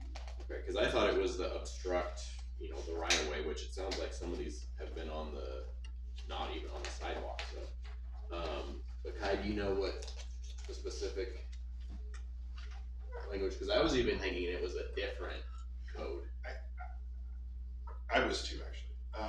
I will say that our code needs updated, and staff has talked about it well before the last council meeting, so this is one of the things that we've identified. I talked to Liam and Angela about it, and there is a significant cost to updating our code, but it is on the list of things to do. I wanted to say that neither me nor code have an opinion about basketball hoops in the right of way. My concern is just that we are laser focused on what we're trying to achieve. Because we actually govern the right of way for the public. So my thought is that the placement should probably be a concern. Your height is 14 feet, so that's what we govern down to. That's your overpass. That's how big your trucks are. That's how high you can go down the road. The basketball hoop's at 10 feet, right? So even if it's on the curb, and everything is 14 feet over curb, 10 feet over sidewalk. So that's how we govern that, how we manage it. There's probably 10 different ways to allow them to exist. The one thing I just wanted to bring up, though, we do sweep on Thursdays. So that sweeper cannot get to the curb if there's a basketball hoop there, because it doesn't fit under it either. And it will hook it. It will happen. It does happen. There's never been any damage to the sweeper. And I don't know about any damage to a hoop. The issue with the sweeper is that you're looking down at the curb rooms and mirrors and a screen. So you're not looking forward. And in the dark, sometimes you don't see it going over the top of the sweeper. And the net actually hooks on the sweeper is what happens. And you drag it for a bit until you notice. And then you get out and drag it back to wherever you found it. So that's one issue. You can get around, we can get around that with a number of ways. Like I said, there's a lot of ways to manage this. Garbage days is the other. Thursdays are sweep days. Garbage days are Fridays. It was interesting that we had Recology today, because I would be curious to talk to, I think they said Don Hutchison is one of our drivers, actually know him, and see how much of an inconvenience that is or isn't. The other thing is parking. If they're actually outside the curb, which inside the parking area, then you've lost a parking spot. And again, there's another way to fix that, to allow them there, or do allow them, but close to the driveway. And there's a lot of ways to solve any issue. There's also permits, encroachment permits. Typically we would, either it's aerial, building, signage, canopies, we would give them a permit for that use. And I would recommend that to council. If we do allow them in the right of way, it should be a permit process. process. I'm not sure there's another way we could do it. Tyler, is there? And yeah, subsection G of 916.050, the council may by resolution,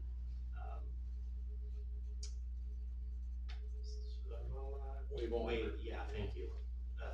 Waive, alter, otherwise modify any of the conditions or restrictions set forth in this section. So I thank you, Liz, for this research. I think the Tualatin Yeah, I like that. policy it seems to address the primary concerns.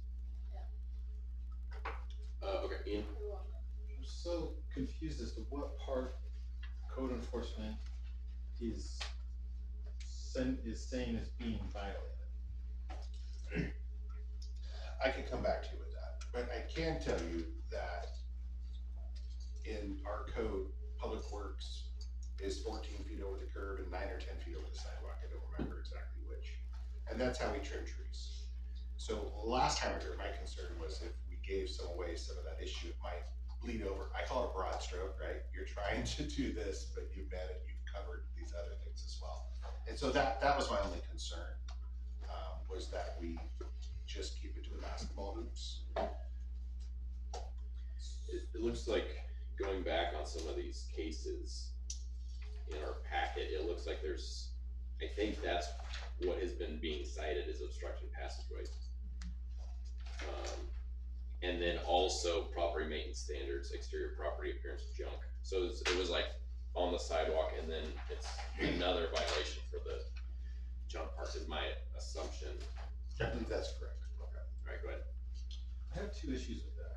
One is, we're issuing a citation for something that basically doesn't exist. That's kind of an issue. We're issuing a citation for this law, not for some other law. That's not good. We can't do that. We can't be doing that. Secondly, this is, I'm still not sure what we're actually violating. Are you saying that we have a requirement somewhere else in the code? We do. Okay. And that is 10 feet over sidewalk, but 14 feet over street. Curb. Over Curb. Yeah. But aren't those the same, roughly same plane? You're not driving vehicles down the sidewalk, so you get a lower, it's usually 9 to 10 feet. Depends on the city. I think we're at 9, or maybe it's 10. I don't remember. But the point is that we control traffic to make sure the public can travel safely down a roadway, right? Okay, I'm trying to figure out what's actually being violated though. With this? With this one? Well, I understand it's not this one. Yeah. You're saying it's somewhere else. For me, it would be anything that's less than 14 feet over the curb. Okay. Yeah. My second issue is that we're issuing 2 code violations for the same thing. That is not I don't understand why we're issuing a junk violation and an obstruction pathway violation when it's clearly, it's a single item. It's not necessarily junk. I mean, some of them probably are, but I don't see how we could actually, look our moms in the face and say like, hey, this is something, we're issuing 2 violations for one thing.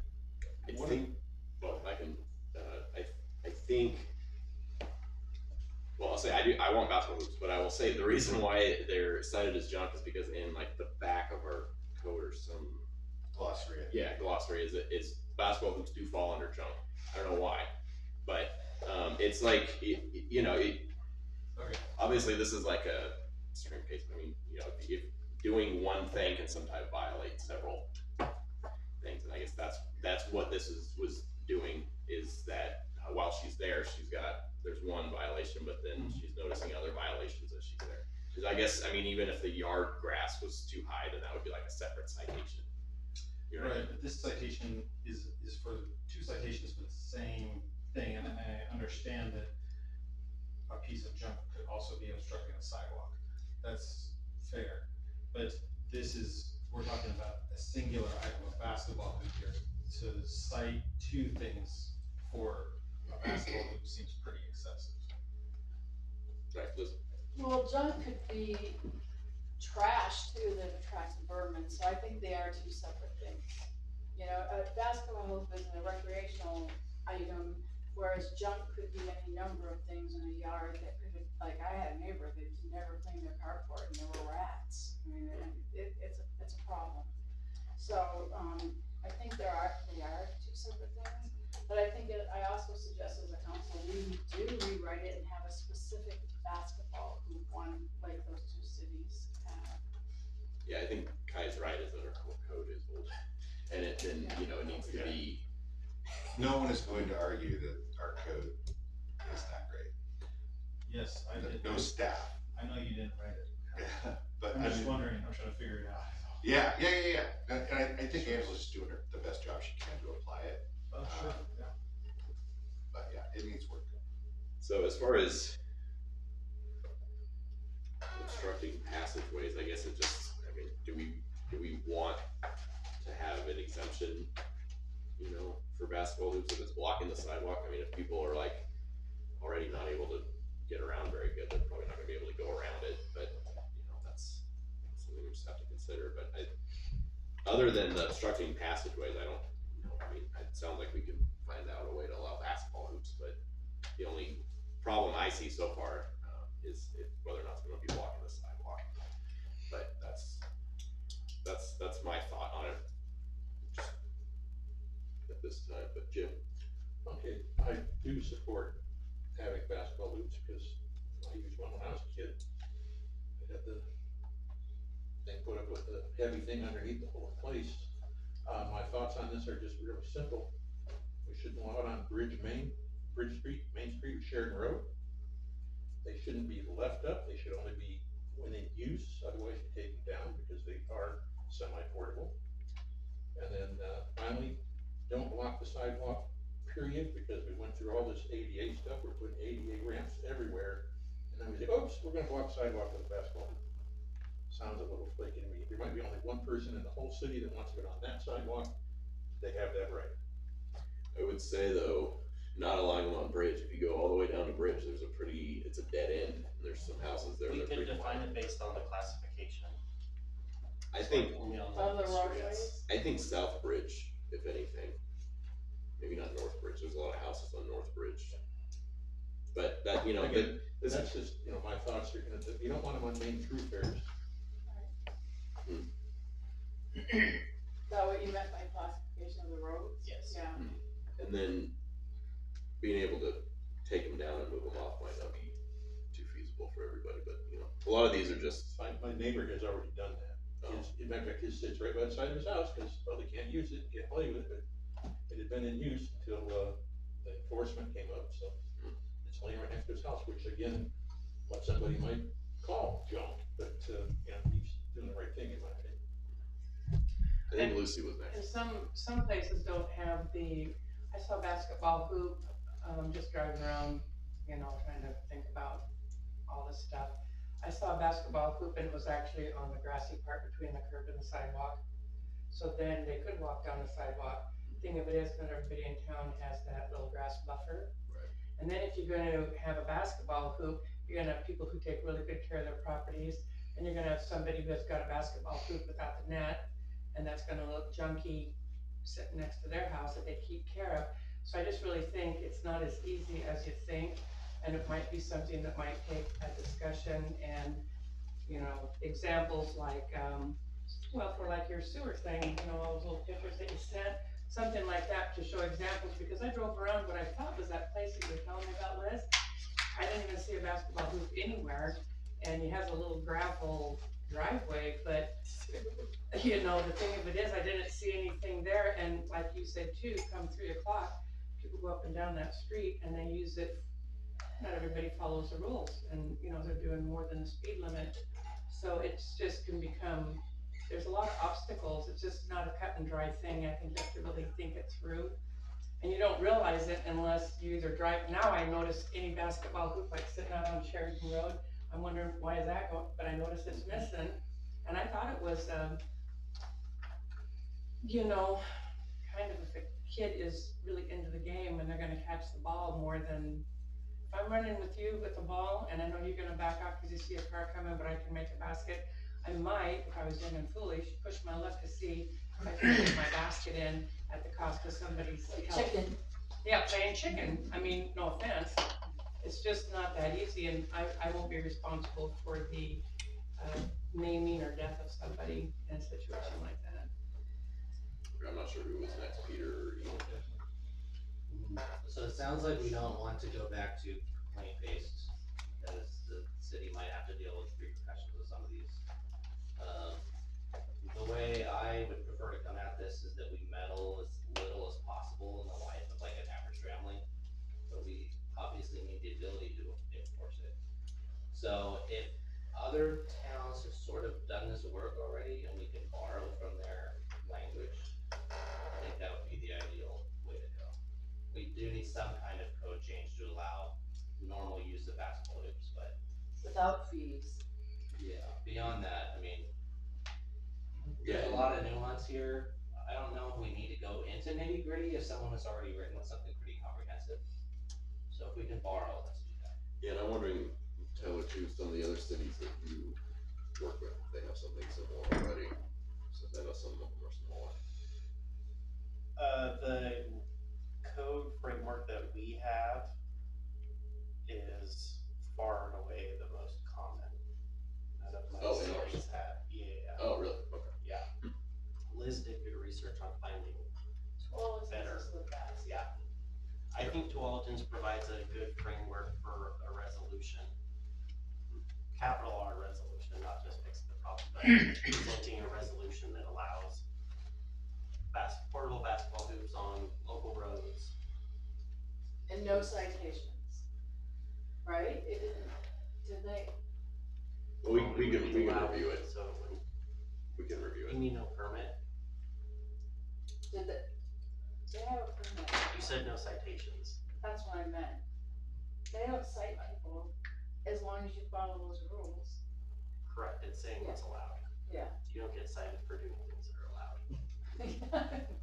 Okay, alright, Ian? I don't know if, I mean, maybe I didn't quite pick it up, but I didn't know if, I didn't sound to me like we were saying that we're not amenable to going back to a complaint-driven thing current, for temporarily at the very least. It seems as if, sorry, let me rephrase that. We can, as the council, direct the city manager to go back to a complaint-driven process for the hoops until we come up with some sort of resolution. And I believe that we should direct the temporary city manager to do that tonight, I think. I'm not sure, I understand what you're saying. Oh, you just wanna clarify, so Yeah. well, Ian, you can explain it or I can try and explain it. Probably. Okay, so until we get like a better ordinance, what Ian's saying is we just go back to complaint based, instead of right now it's being enforced whether or not there's a complaint. Yeah. Until we get an ordinance that's better, Would just that go be back to. retroactive? I don't know, that would be a Tyler question. What do you mean retroactive? Well, people that have recently received citations, how does that work? A lot of people have recently received citations, that's what's bringing up this whole discussion. And everybody came into compliance after that. Oh, okay, well then, that's a non. So then it would just be Issue. going forward, Yeah. any complaint, Yeah. it's complaint driven at that point until we get something fixed. Alright, Okay, Jim? I think we should, allow the complaint-based, process to work for the next 2 weeks. And request that, Tyler use SIO and Deletions, rules and ordinances to draft up a recommendation of what we can do to fit the bill and not, cause a major consternation, because if you wanna look at it from a different viewpoint of view, it's just a basketball hoop, but, you know, we're going to finding all these little things, that, yeah, those count, oh, yeah, that counts too. So we've got a recommendation to, solve all those nitty gritty things and still safely allow kids to play basketball. I think that's a good thing. And that is 2 The weeks. city's taking no position on the safety of playing basketball in the street. Oh, thank you. So that is exactly 2 weeks until our next meeting, so. that would, make sense. Does that have to be a resolution, or can we just say for the next 2 weeks? Like this? I think if there's consensus of council with that direction to city manager, that that's allowed, we don't need a motion. Do we have a consensus on that? Does anybody? I have a couple more questions, and one is, Kai, when you said the 14-foot, from the curb, so, you know, I don't go out there and measure and stuff, so if somebody had a basketball hoop on, let's say they had the older part of town where we have grass, to the driveway, and they had it in that grassy area, does that fall under the 14-foot limit over the curb? If it's over the top of the curb, yes, but if it's in the beauty strip, which I think is what you're describing as the grassy area, then that would be an obstruction. Could be considered an obstruction. Because they're not using it, putting it on the sidewalk? Because it's in the public right of way. Okay. So then if somebody were to get hurt and they decided they wanted to sue the city, could they use the loophole that basketball hoops are considered junk and you allowed it anyway, and then their child gets hit and you didn't put them in compliance, and then they wanna sue you for it because you knew about it and you didn't do anything about it? Well, I mean, they could try, I don't think they would be successful. But it would be at some kind of detriment possibly to the city. Possibly, but any resolution that I present to the council would also include an acknowledgement of indemnity, like style has. So anybody. This is before you do anything, this is during this 2-week waiting period that Jim's talking about, not what Liz gave to you right now, just as it sits right now. We are likely legally protected.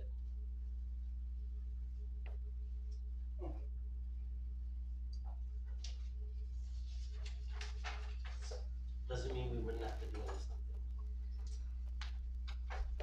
Oh, sorry, I'm supposed to take charge here. Who was first? Ian? Yes, I think likely, so if, you can correct me if I'm wrong here, but I don't know if we really have a lot to worry about. I mean, it's common practice and policy is what, I don't know what the name of the job would be. Officer Agent Winters in Newburgh, the code enforcement officer. Winters up there described a complaint-based system to me and how that's a common way to enforce code. So I think it's highly doubtful that we would get sued to say, please enforce code in the way that it's normally enforced. Yes. I agree. I've never heard of a lawsuit about a portal hoop. I've never heard of a lawsuit about a delivery truck hitting a portal hoop. Save those things into microphones. I think the risk is already there, right? And it has been for how long? Ever. This is because one person complained, and then we blanket applied the code. So Lucy, I would like to respond to you, to allay some of your fears.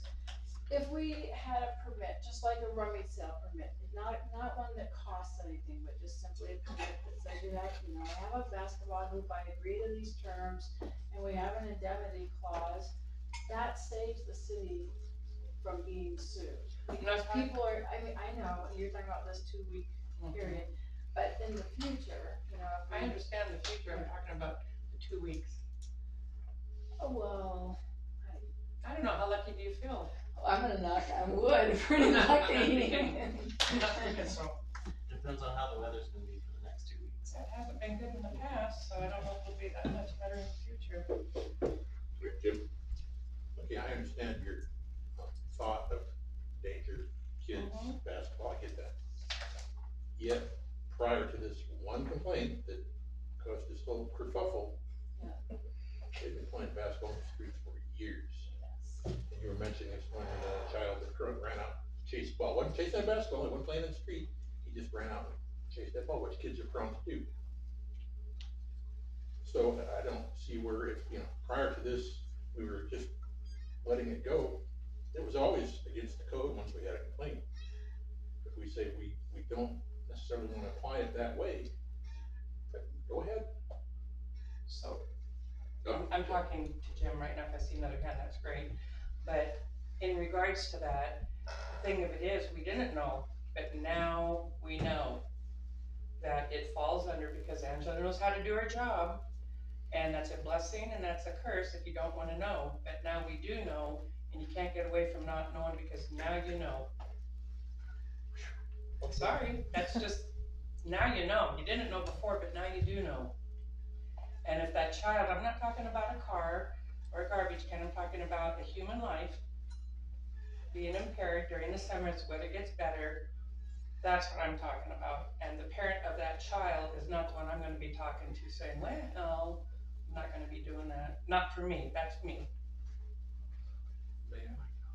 Following that, now you're working, instead of worrying about vehicles, you're working about just injury from playing basketball on the street, is that?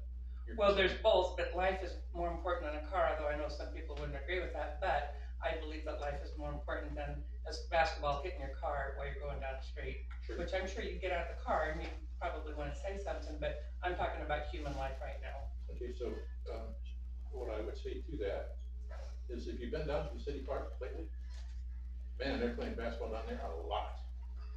And if one of those kids breaks his ankle because he went up for a shot and came down wrong, is the city liable? So why would they be any more liable if he tripped on the curb?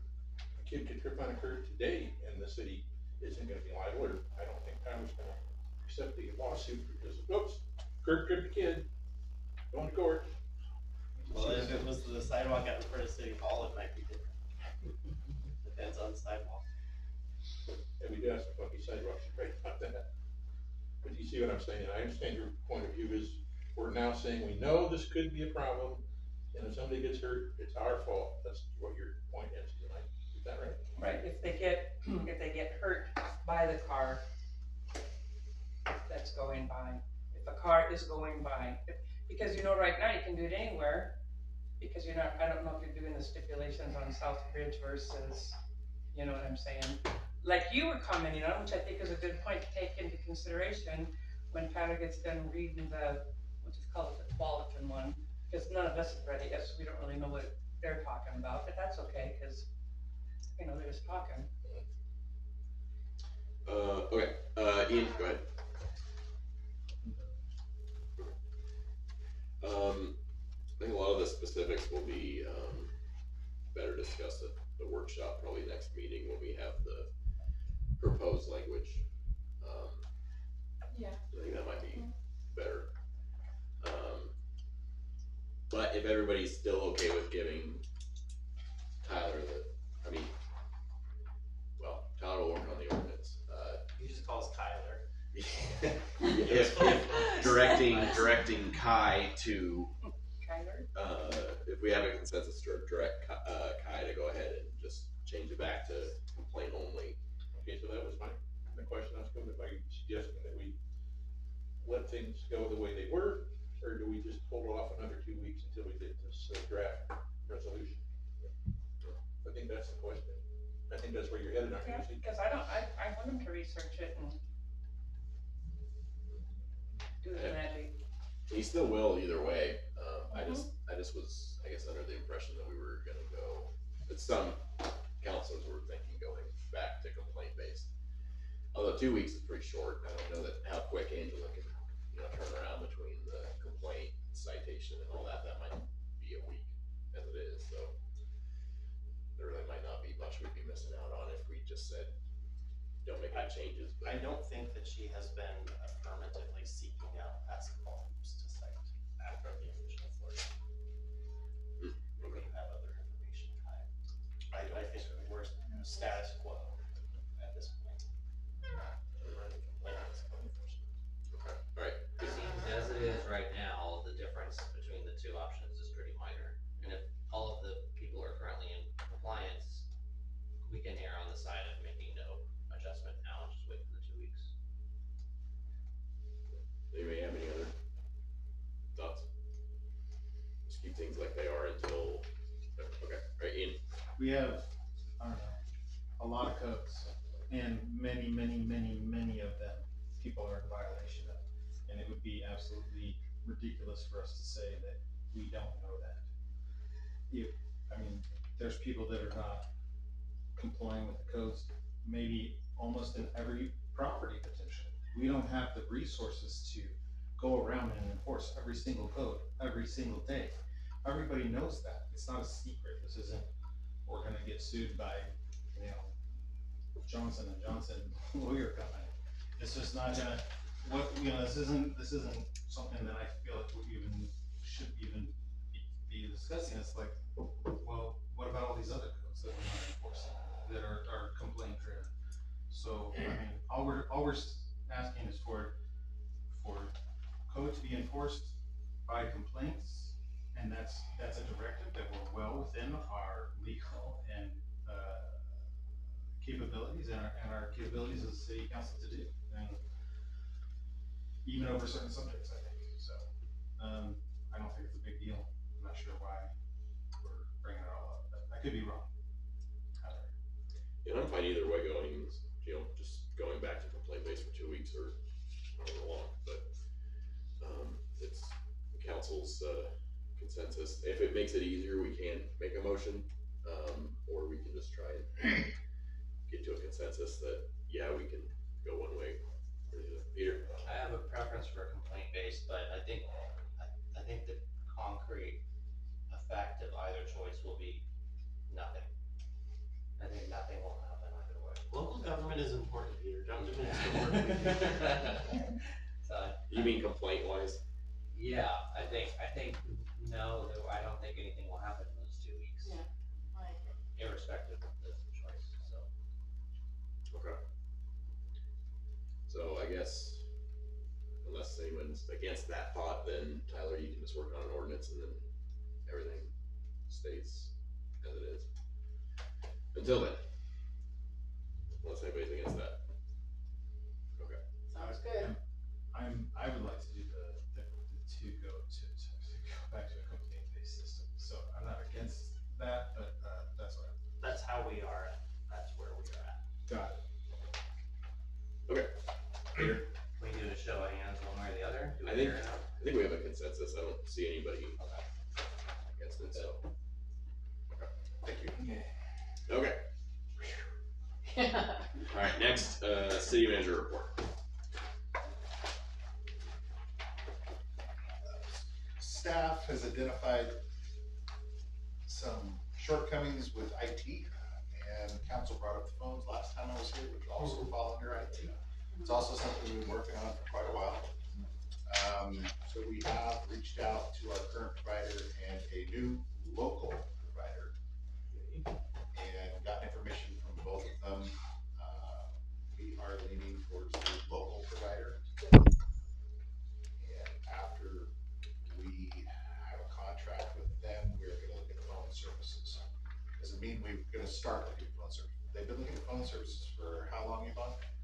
Oh, probably for several months, and then kind of when things happened in November, we sort of kind of put it on the, but we know that it's a pretty high priority because of the Mitel not supporting our current hardware. We need to get something done, so. We had an awesome demo on that last Monday or Tuesday, a week ago, and that's the direction we're leaning. And the particular IT company that we're looking at also works with this particular phone company. They support that type of a phone system.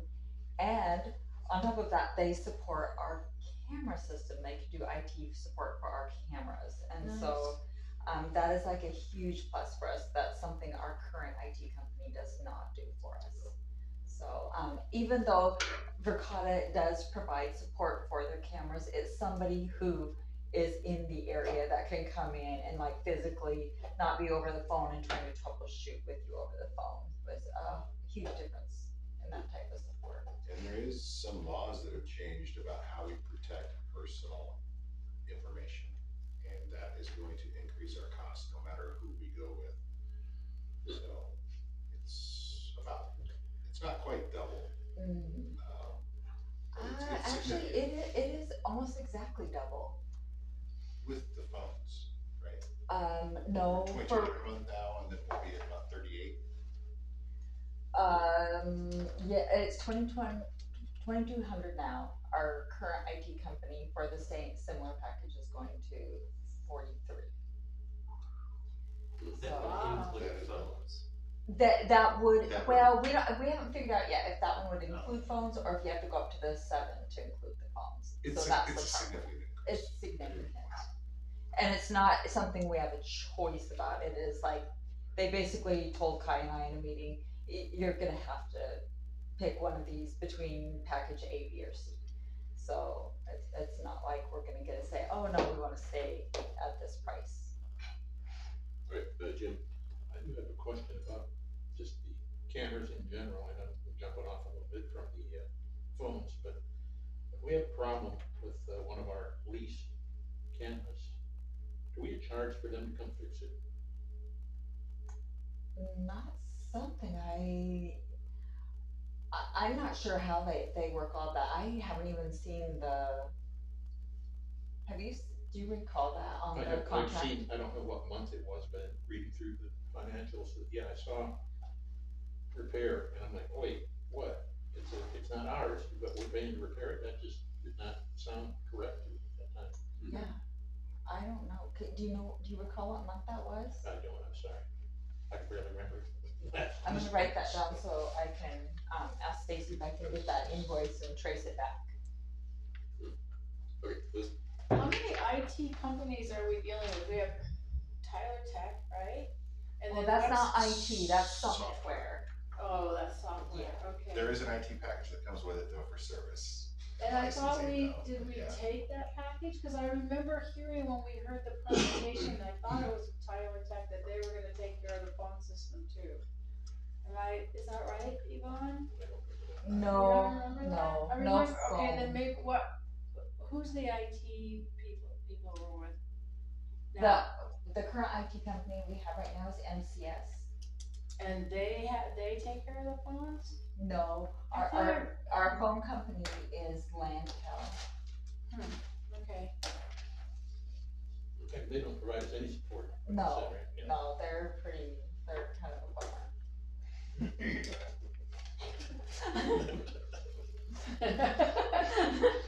On public record. So we'll be budgeting for a new contract for July 1. Okay. Because that cost is gonna go up significantly no matter who we go with. So we'll be back, but I have a feeling that we're happy with the local company. There's a few things to vet out with that, but I think we're really close to making a selection. We received references today.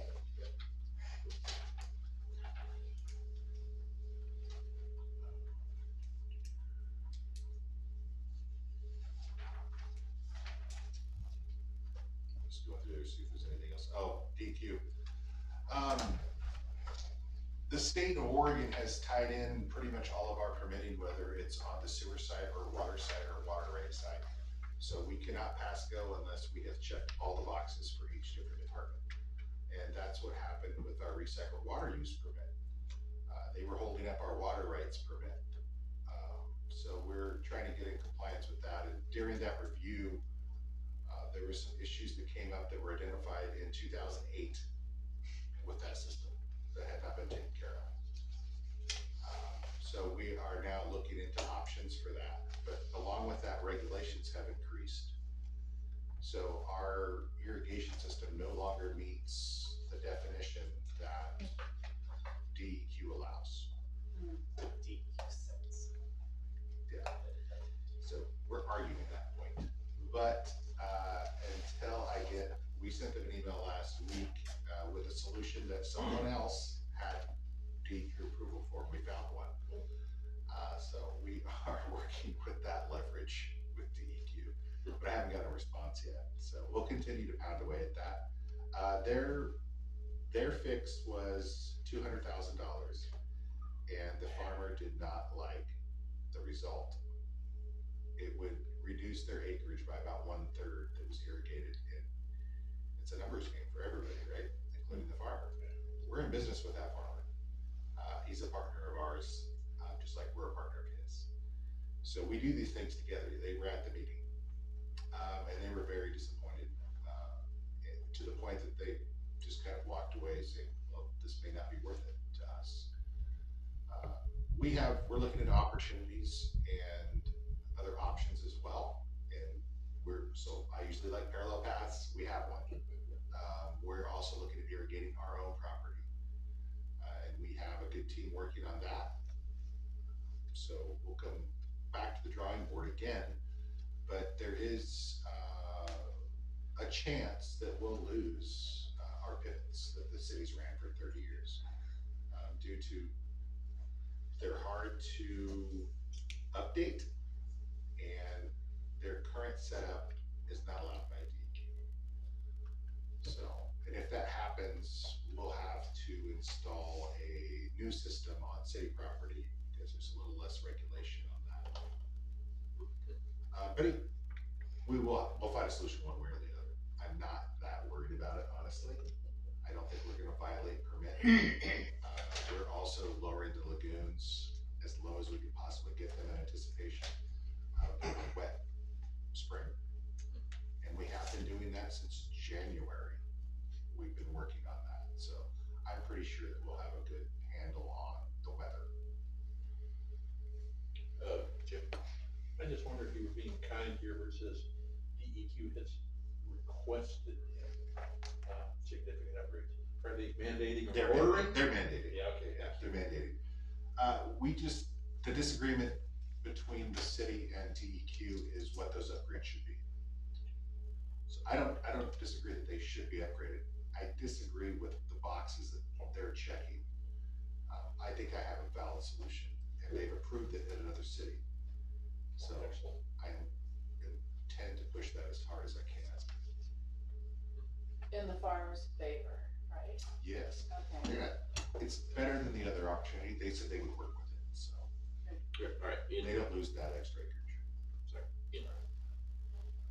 Hypothetically, if we were to have to do this system on our own property, I don't know where we're already doing this, the location, so I don't know if we could do it out by our 10 acres or whatever out there, but hypothetically speaking, say that's not a cost issue, are we talking about millions and millions, or are we talking about 300,000 to throw in these systems?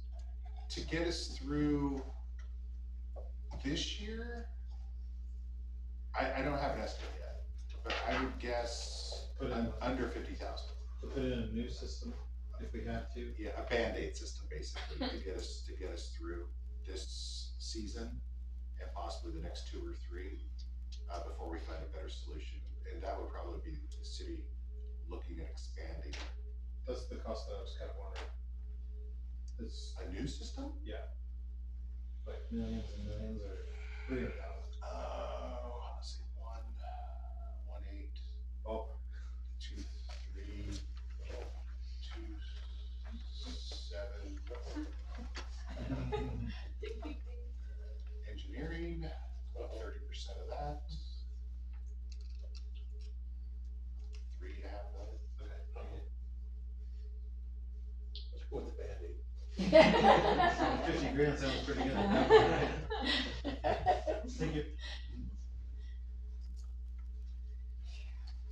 Okay, anything else? Okay, what's that? I think that's it. Unless anybody has any questions. Yeah, any questions, Ian? No question, just, it's, I guess, a little bit, maybe it's a question about the SCADA system, the Ballston pump system that's going in, and I wanted to say, I'm glad to see that's happening, and if there's any holdups at all, please let us know, and I'd love to really carry that through, like I said, to carry that through, so it's great. I can provide an update for that. So we have awarded the contract, of course, to Civil West, and they're working on a permanent solution SCADA system that's expandable for the city and will integrate. Okay. In the meantime, we are putting in a cloud-based system for about $10,000 that I'm not 100% sure will integrate into this new larger. That's about a $600,000 effort citywide. I'm not sure that $10,000 system will integrate into the $600,000 system.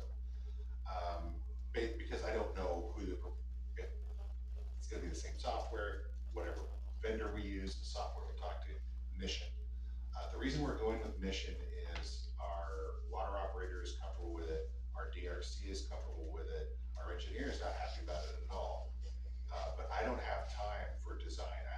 OHA for violations, I need it fixed now. This is the fastest way to get it.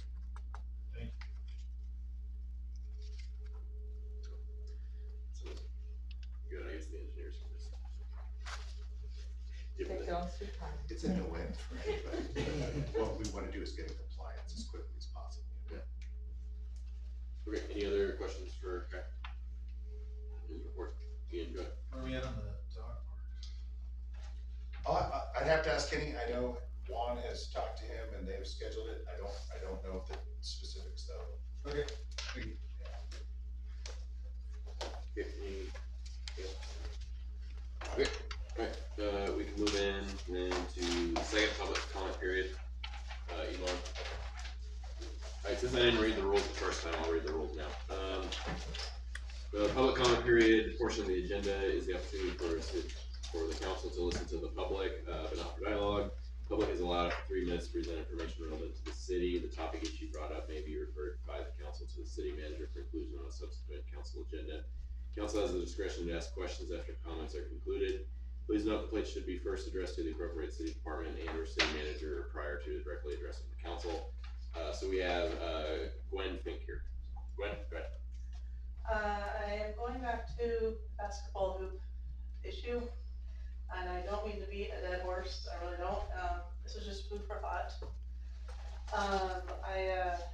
You guys were talking about obstructing sidewalks, and talking about obstructing sidewalks, there are some sidewalks, and I don't know if it's the property owner's responsibility or the city's, that are major tripping hazards. I mean, there's gaps like that big at least. And I tripped on one last August and scraped the heck out of my arm. And I came real close to wanting to sue somebody. And there just happened to be a basketball hoop in the grass right next to where I landed, you know. So just some food for thought. Also, the condition of the hoops at the city park. I mean, the last I saw there, none of them had any nets. And it's just, can we get those updated? I mean, if we're not gonna let kids play in the streets, then we need to provide something for them. And our youth overall in town needs something to do to stay out of trouble, something productive, you know, something to give them an outlet that is healthy. Maybe we can put hoops in another park, in another part of town as well, so it's more accessible for everybody, right? What else? That was it. And I don't have a dog in the fight. I don't know who's being cited. I don't have a clue about any of that. I don't care about any of that. I'm just obstructing sidewalks is my main point. Then we get them fixed. Thank you. Lucy, do you have a follow-up? And feel free to correct me, Kai, but Gwen, I believe when a sidewalk is like that and you trip and fall, I believe it's the homeowner's responsibility to have those sidewalks fixed. And Yvonne probably could tell you how you could do that. And yes, I've warned very many owners when they're selling their home, I said, that could be a lawsuit right there. And I've tripped and fall the same way on that little hairy lip that's like that. So I do understand what you're talking about. And I'm thinking right now, because you triggered me on where else could you put, I don't know how the school system would feel about having they used to have a tennis court. I don't even know if they have that anymore, to be honest with you. But maybe they could have an area where they could have shooting hoops during certain hours of the day, because you got functions with the school, so you'd have to stay out of there, obviously, just like a homeowner. There's 2 hoops in the park though. There's how many? 2. Maybe we could get, 6 more. I mean, only for like summertime or something like that. Something that you could fold up and move, like somebody was saying, they could fold them up. Some of them you can. The ones with cement are probably hard to fill, but mine's filled with water and it works just about like cement. A little bit. But the sidewalk thing, you could tell the homeowner, hey, you should fix that because I could see you. Where I tripped, it's iffy on who owns it. And the majority of that is it's an empty lot. So I wouldn't even know how to find out. Just find out who the owner of the lot is. Oh, come and see me, I'll tell you. I will say the hoops do have nets now, but there is one hoop missing. Okay. They tore it down this weekend. Yeah. They did. Yeah, it's gone. The nets or the hoop? The whole hoop. It's a 13 time they've taken that particular one down?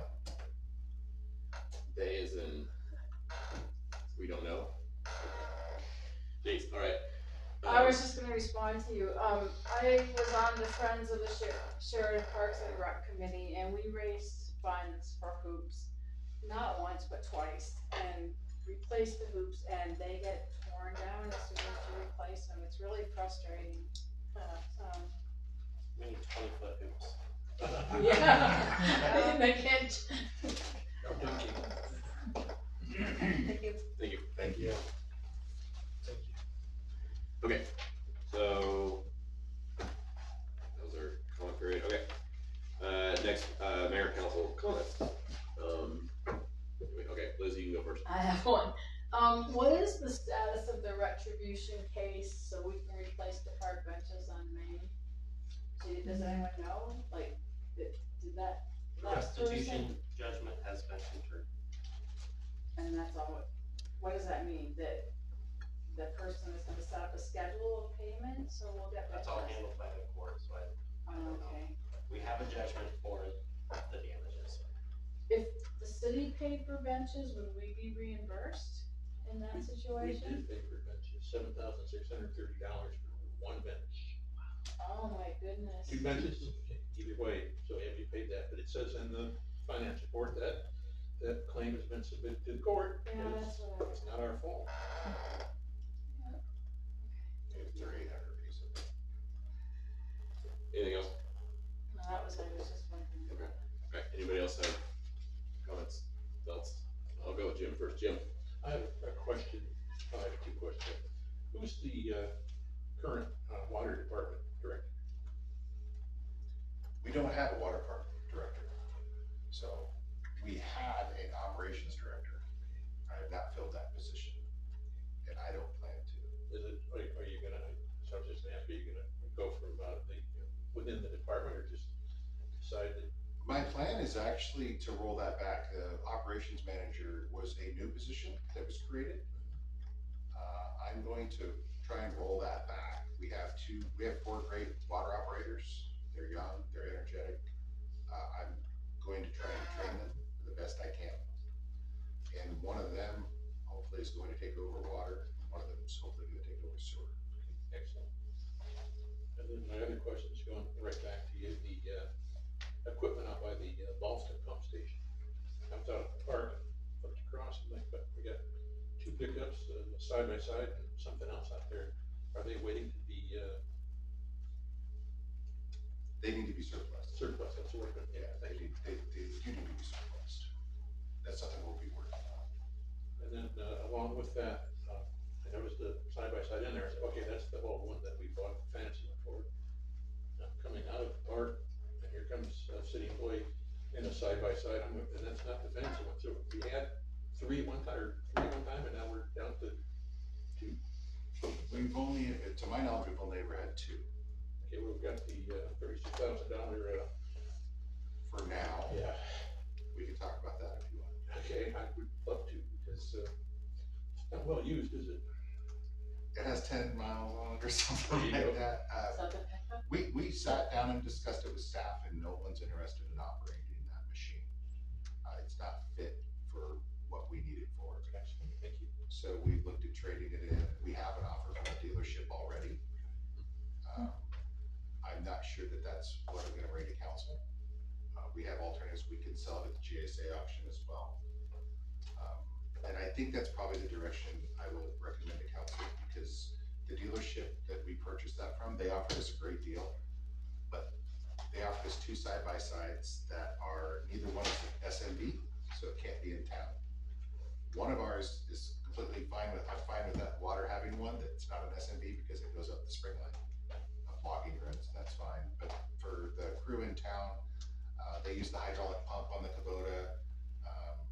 It's an SMB, so it'll be operated in town. It has a tilt bed on it. It's a utility side by side. And we probably needed, my plan is actually to probably sell that one at a GSA auction, purchase a smaller one, more fit, more usable for the job it needs to do at the water plant, and then buy the maintenance crew a new Kubota with a new trash pump on it, and we'll move the old Kubota out to the sewer plant, keep the trash pump on it for a backup, and then we'll turn that one into a spray buggy that just gets used in the summer. It's 15 years old. Sounds like that's well in hand, thank you. That's my thought, yeah. Okay, any other comments from anybody? Do we wanna adjourn? I motion that we adjourn. Okay, second, okay, all in favor? Alright, we're adjourned. It No, I'm is not in favor. I want to stay 9:18. all night. Fantastic work. Okay. Yes,